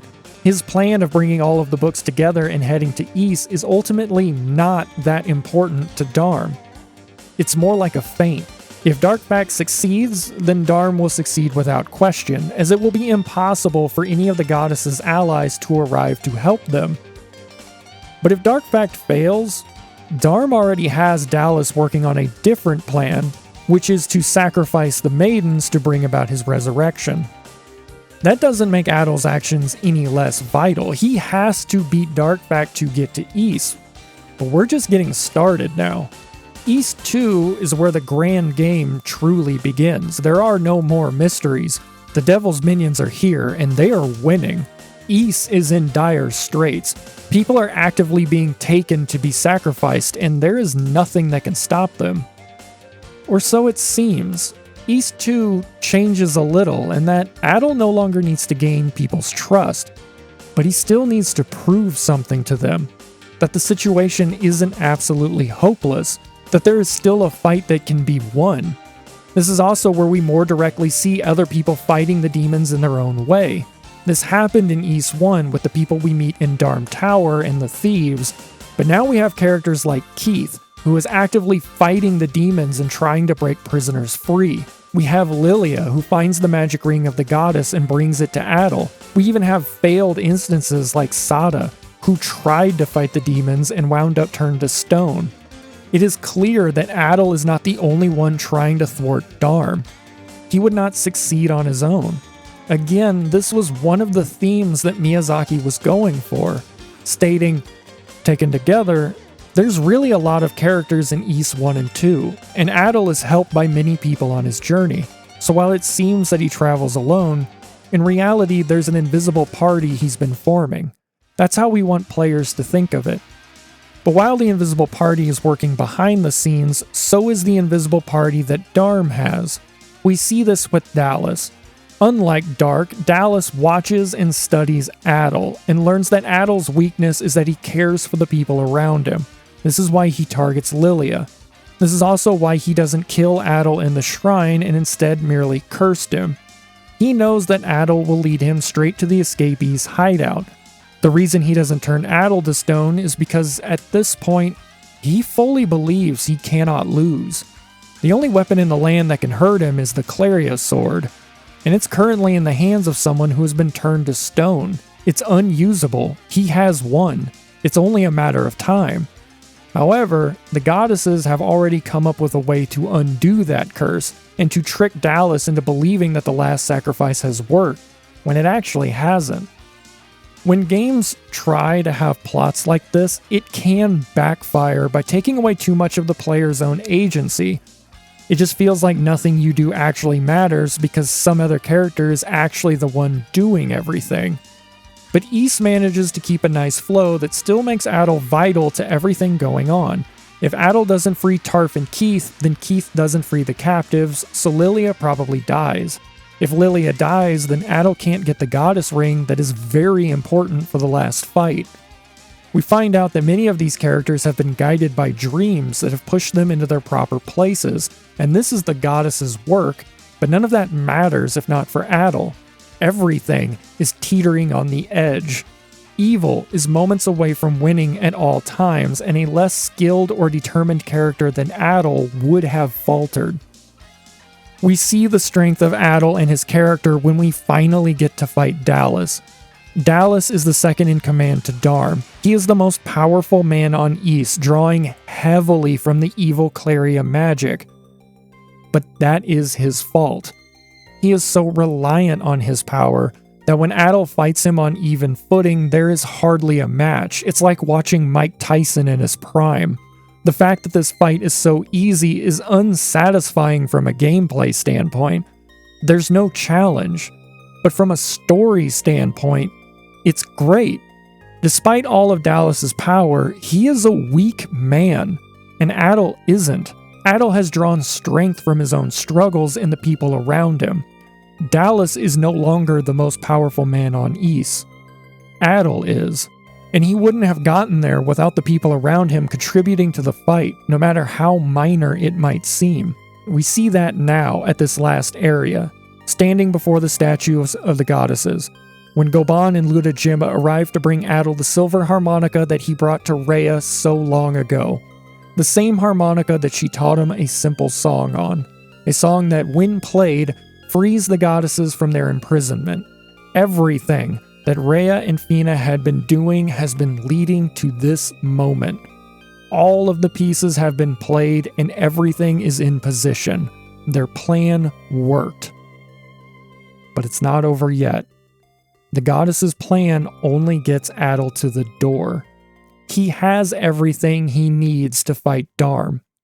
but ultimately, it will be Adol's skill and determination that decide the fate of Ys. This is it. The final showdown with the devil himself. I am pure evil. My followers and I were born from the dark magic of the Black Pearl. I am the living epitome of terror and destruction. You don't stand a chance against my forces of decimation. I shall crush and consume. While Dark Fact is considered one of the toughest fights in the series, Darm is arguably the toughest fight in the series. Like Dalles, he teleports around the room randomly, and he only stays in a spot for a few moments. If he appears on the opposite side of the room, you won't make it to him in time before he moves again, so it's best to wait and see if he moves in closer. What makes him dangerous is that there is a never-ending barrage of meteors that auto-target Adol from the top of the screen, so Adol needs to be constantly moving. While it is possible to dodge the meteors, there are simply too many, and Adol will inevitably get hit while chasing Darm. This means that using the shield magic is a necessity, and equipping the Goddess Ring will make the magic more efficient by using less mana when Adol is hit. But even still, your magic is always ticking away, so the boss fight becomes a fight against time, hence why Darm is always teleporting away. This fight is hard, and it can be very frustrating if you start to get screwed by the RNG. You might be close to winning the fight only for Darm to constantly teleport away from you, or hang out at the top of the screen where it is harder to avoid the meteors, or even sit in the middle of the room where he can't be easily hit, and the rate of his attacks speed up as his health goes down. So often I had him on the brink, only to get beamed in the head with a flaming rock. I was level 60 when I fought him, and I just couldn't do it. I'm sure that eventually I could have, as I got so close so many times, but eventually I had to throw in the towel and do the awkward walk of shame back out of the core. Okay, just don't make eye contact. Pardon me, just excuse me, gonna walk on by through here. My original plan was to grind for money and buy the life drop. The life drop is Ric Flair's most special of brews. It will fully restore Adol's health if he is killed, kind of like the fairies in Zelda. I don't know what that stuff is made out of, but it must be good. Ordinary water, laced with nothing more than a few spoonfuls of LSD. The trade-off is that it costs 60,000 gold, in a game where the cap is 65,535 gold. But, to be fair, this item could break the game by giving Adol a second life bar. All of the bosses that I nearly beat, I would have, as I could just trade blows till victory, which is probably why there's only one life elixir in the game. But that turns this into the truest example of the Final Fantasy elixir. If you only get one and it's so damn expensive, who are you going to use it on? The Ice Spider? No. You'd want to save it for maybe the hardest boss in the entire series, and honestly, you may not get a choice. Due to the grind involved just to get enough money to buy it, you would have massively over-leveled whatever was causing you trouble in the first place. Except for one other thing. See, after I bought the life drop, I realized that I wasn't that far from the level cap of 62, so I went ahead and hit the max level. At max level, with the life drop, if I can't beat Darm now, it's not going to happen, which will make this video very awkward. And it did happen now. I didn't even need to use the life drop, and it's a good thing I didn't. I later tested my theory to see what would happen, and Adol dies. The life drop only works if you have it equipped, and in this fight, you need to have the Goddess Ring equipped. The same system that ruins so many of the spells and items in the game ruins the life drop. I truly do not know what the point of this item is. It seems amazing, but fails to do much of anything, and I would have been furious if I actually needed it. But I don't want all of that to take away from this fight. This boss fight is really good. The animated fire in the background, coupled with the great music, gives the fight the grand feel it deserves.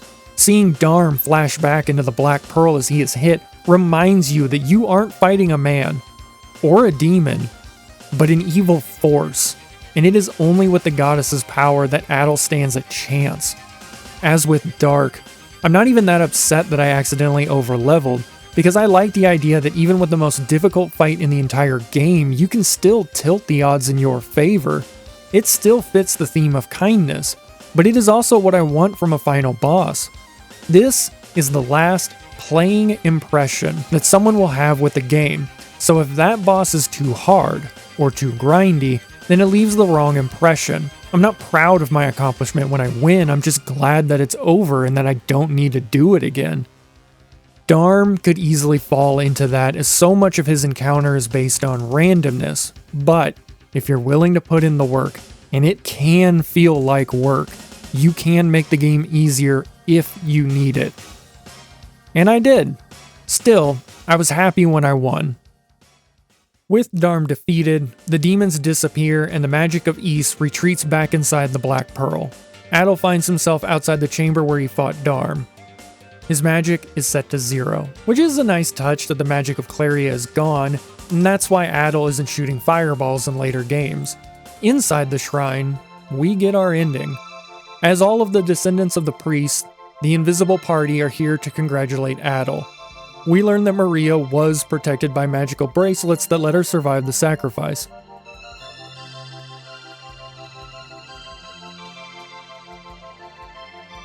We see Dekka, a personal fave I'll never forget.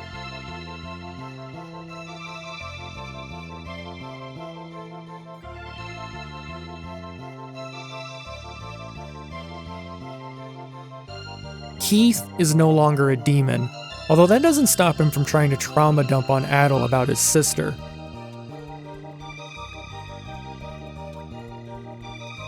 Yes, it's sad, but let Adol have his moment.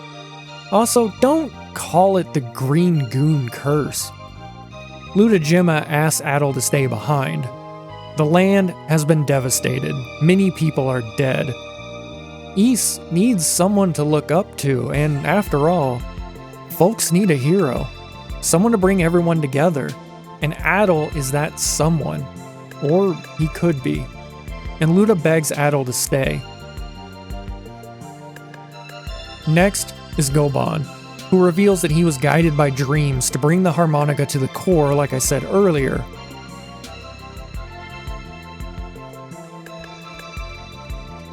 But then, like a character actor with only 10 minutes of screen time, Goban tries to steal the whole show, and he almost succeeds, preaching with the energy of someone who handcuffed themselves to the local Walgreens. We created the magic to make a better life, but we allowed ourselves to be manipulated. How ironic that we could be controlled and terrorized by our own innovations. We sometimes allow our materialistic greed to overcome our simple needs. Then, Goban drops the truest shit I've ever heard in a video game. The only real need we have is love. Damn. I'm not mocking what he's saying, I agree with him, but where did this come from? And also, why isn't Goban in every Ys game? Like, don't get me wrong, I like Colin, Dogi, and I want him to stick around, but can you imagine if Goban showed up at the end of every game and dropped bombs like this? What the brain wants is not necessarily what the heart needs, Adol. Anyway, good job saving the world or whatever. Then we get Lilia, who is so overcome that she can hardly speak. And then Goban calls her on it. Literally everyone in the world knows you have a crush on Adol. What is your problem, man?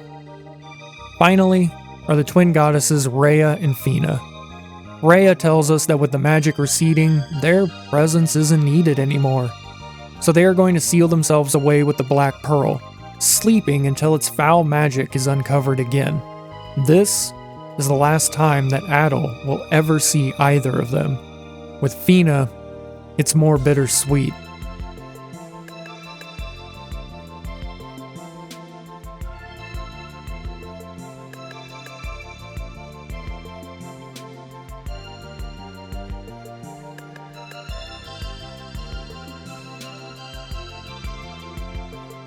as Adol. Oh, Adol. Adol meant something more to her, allowing her to feel something more human, rather than seeing the world as a god. But the best thing that has happened to me is that I had a chance to meet you. For the first time in my life, I was able to speak with the heart of a girl. It is hard to feel human when your soul is of a goddess. Well, I must go. Lair is waiting for me. Adol, promise that you'll always remember the girl in me.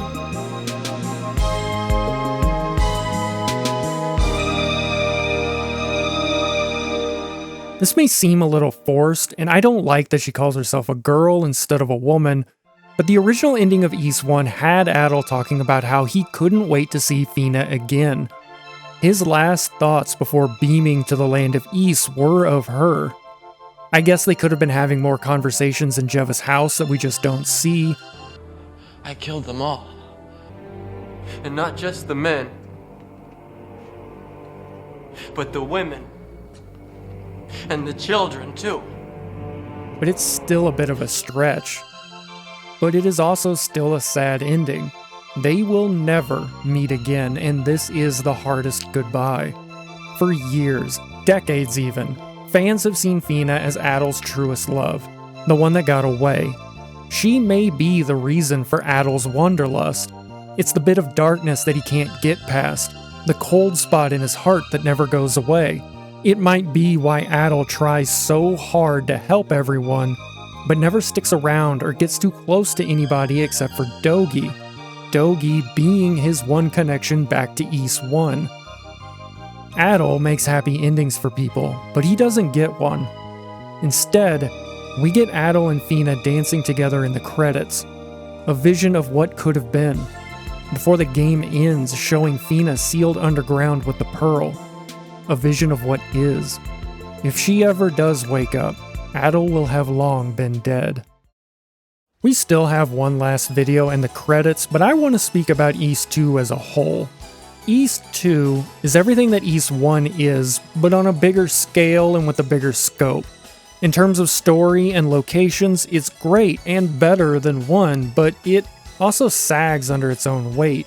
The Solomon Shrine is a slog, and the opening mines are not great either. The magic system struggles in the field, but it does allow for much better boss fights. Ys 2 also has a bit of an Empire Strikes Back problem. It's a better story, but only because it builds off of everything that its predecessor did, and it can't really stand on its own. This is fine, as the two were originally one game, and they are one game here. Ys 1 is a complete game that stands on its own, but Ys 2 makes it better retroactively, recontextualizing everything and making it complete. I like Ys 1 more than Ys 2, but Ys 1 and 2 is the best yet. I've mentioned a few times about how the game has surprised me, usually with how the game presents itself as simple. Simple combat, simple story, but hides a complexity underneath. It uses every part of its presentation and gameplay to tell its story and to define its characters. Especially Adol. Adol is dangerous, but he lives in a dangerous world. He's aggressive, yet stoic. He's a one-man killing machine always running forward, yet he stops and takes the time to help those around him. He genuinely cares about the people around him, but he's going to leave them. The story of Ys is simple, good versus evil. Good is trying to stop evil, evil simply is. The story doesn't need to be anything more than that, so it isn't. But it has depth, characters and plot that move when Adol isn't looking. I first played Ys 1 because I wanted to see what a very early console CD game looked like and to see the bump combat. When I decided to do this video, it was originally to see if the unusual combat system was something that could work today, and I was delightfully surprised at everything else. I truly enjoyed this game. I think it still holds up. And I am even more impressed knowing how early of a CD game this really is. I can't stress enough that this game came out 2 years before the Sega CD. Even now, we remember these early CD games as being full of trite FMV games or over-bloated with too long cutscenes, but here's an example from the very beginning where it seems like Hudson Soft nailed it. Iwasaki knew that the core gameplay was what was most important, and he didn't let himself become distracted with filling the CD space with extraneous filler. I do not understand how other developers missed this when they were making their own games. Did they see the opening animated movie and learn the wrong lessons? Were they lazy with how they stored the data on the disc and were destroyed by slow read times? I don't know, but it's impressive how ahead of the times this game was from a technical standpoint. But what impresses me the most about Ys is how the themes of the story ring true again and again. As Goban tells us, Ys is a story about greed. In that quote from Miyazaki I used earlier, Miyazaki wanted to explore human nature. And that is true, but the game is also about everything that was around Miyazaki at that time. It's why I mentioned when we started that in order to truly understand Ys, you have to understand the company behind it. Ys is about greed. Ys is about Falcom. Ys is about the video game industry. The evil magic in the game is silver, which was one of the first metals used as a currency. But the interesting thing about Ys's story is that Cleria, or greed, is not portrayed as being solely evil. Multiple times it is stated that the magic of Cleria enabled people to create magical wonders. I think that this is a direct statement on the necessity of greed and money when making art and the video game industry. Ys could only be made because Falcom had struck magical silver with the Dragon Slayer and Xanadu games. This gave President Kato the freedom to have an unruly gang of teenagers make a full-fledged game. However, his greed in saving money also played a part in that, because those teenagers were cheap. That greed led to this version of the game being made, as Kato was able to secure double royalties, and Hudson needed a game that would entice people to buy their CD attachment at a high price. Iwasaki used this as excuses to make his ideal version of a game that he loved. We see this with the video game industry as a whole throughout history, but definitely now. We are living in an era of amazing games that push the boundaries of what was once thought impossible. The entirety of Ys 1 and 2 could fit about 10 times over in the RAM of a handheld console today, and there are some truly beautiful games out there. But we are also in a time of horrible business practices, with games proudly announcing the return of loot boxes, or paid DLC being announced before a game even comes out. Games are being made with the intent to pull as much money from a player as it possibly can. It is amazing just how prophetic Miyazaki and co. really were with this. It was Falcom's greed that led to wonderful games. It was this greed that damn near killed the company in the late 80s. It was this same stinginess that kept the company going and brought it back. Now, Falcom is back where it was. It is a respected company that makes games with a very devoted fan base. And yet, if you look, you can see that greed starting to creep back in again in a very destructive fashion. In the original manual of Ys 1, there are two very interesting things mentioned. The first is that the fate of Asteria is given. Ultimately, humans will find the Black Pearl again, and Ys will sink into the ocean, and Adol wasn't around to save them. It's similar to the story of the dwarves in The Lord of the Rings, and a weird bit of fatalism about human nature. Ultimately, while our greed will enable us to make truly wonderful things, we are going to sink into the ocean because of it, a statement that gives me existential dread. The other is that we are told Adol's fate. Ultimately, he will try to discover the North Pole and will disappear in the attempt. Adol leaving Ys behind will mirror most of the people that worked on this game, with Hashimoto and Miyazaki leaving to form Quintet, but oddly enough, they both also mirror Adol's ultimate fate, as both of them just disappeared one day. Not even Koshiro knows their whereabouts, as he has stated that this is probably why so many Quintet games have never been re-released, because nobody knows where Miyazaki is. This has led to many rumors and conspiracies of which there is no proof. I like to believe that, unlike Adol, he finally found a reason to get away from it all. And I hope that wherever he is, he's happy. Speaking of existential dread, I will also admit that it was very bittersweet reading about all of these development stories about Ys, seeing the devs talk about kindness and how they wanted a game to be perfectly balanced and fun for everybody, and how they didn't want their game to be a slog for people. They wanted to make something fun, and it hit me how that seems odd now. It seems like a lot of games are not made to be fun, but rather to copy someone else's success, or to play into current trends. And that isn't a modern sentiment. It was as true then as it is now, and we can't let rose-colored glasses let us forget that. Even Ys was playing into trends, as it was based heavily off of Xanadu. But it was like they looked at Xanadu and said, what if it was fun though? It's moments like this that I'm reminded that it is a video game industry, not an art festival. But even though I focus on retro gaming, the modern state of games is not all doom and gloom. The indie scene is going through a golden age, and there are good AAA companies out there, even if studios like CD Projekt Red and Larian may stumble from time to time. I do think they are trying to make games that they can be proud of. Even though I am a little critical of Falcom's current business practices, they aren't that intrusive, and I do have a positive story about my experience with modern Falcom. While making this, a helpful coincidence happened. All of the Ys games went on sale on the Switch. I was originally going to pick up Ys 10 to do a first game versus new game analysis, but I settled on Ys 8, The Lacrimosa of Donna. This is part of the reason this video is late, as that game has a problem of making you think that you are close to the ending, when really it's about 12 hours away. But after finishing the game, I really liked it as well. Not to get too deep into it, as this video is not about 8, but the thing I found most interesting in that game was Adol. Nihon Falcom has walked a very fine line in making a character that can serve as a blank slate avatar while also feeling like a defined character.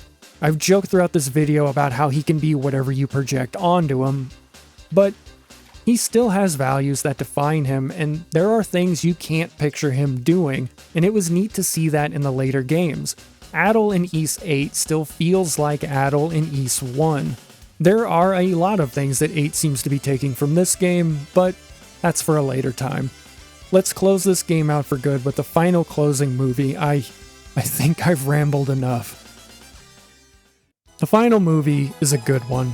Starting with Adol looking back to the tower, no doubt bittersweet about Feena before he meets the others.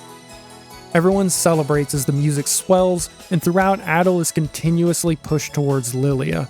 The second to last image is of Adol and Lilia holding hands under the Rhoda tree, a vision of what could be, before cutting to the statues of the goddesses as they lose their power, a vision of what is. The relationship between Adol and Lilia is odd, and not because of anything in the game. It seems like Hudson Soft cares a lot more about Lilia than Falcom did, as she plays a part in every Hudson Soft version of the first 4 Ys games, and that relationship is toned down or non-existent in the later remakes. You can almost treat the 4 games of the Hudson Soft trilogy as a separate story. But for now, the game is over.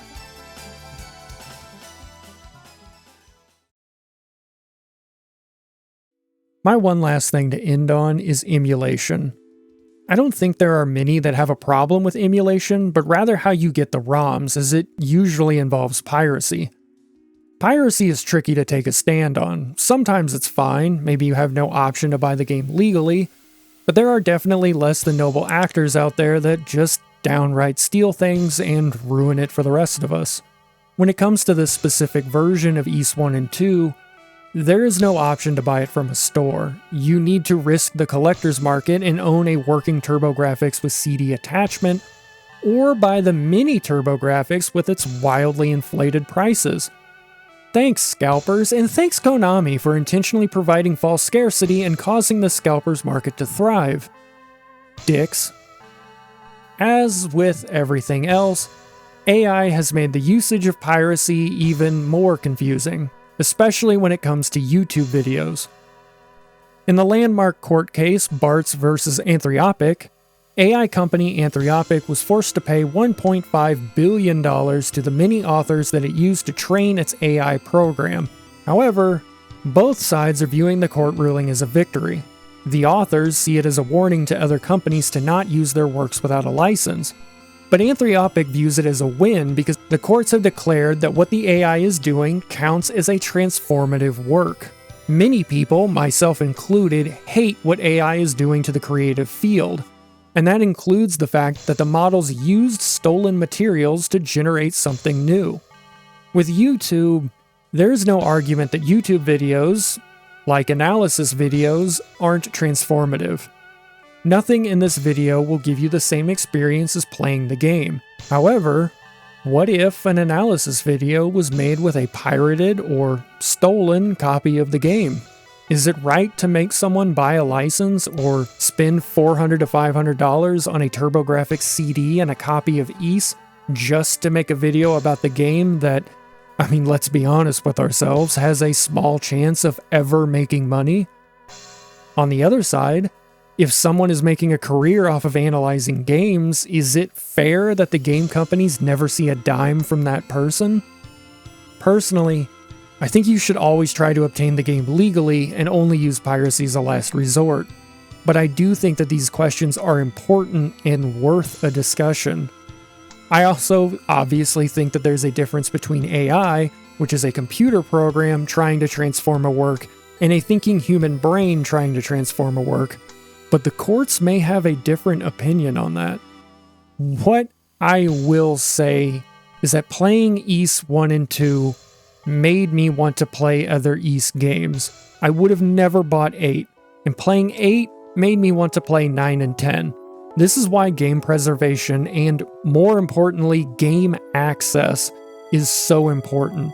It's a problem that is all too common in this industry, but it does seem like it's turning around. While making this video, I saw that someone has uploaded the original PC-88 and PC-98 versions of Ys 1 and Ys 2 on the Nintendo Switch store.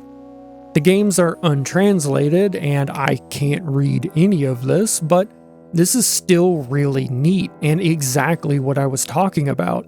Art creates pathways to art regardless of the age or time, whether that's an exploration of the rest of the Ys series up to today, or the library of the Turbografx, or uncovering the history of Falcom and where its people went. That's what Ys 1 and 2 really is. The beginning of an adventure. If that isn't a statement on quality, I don't know what is.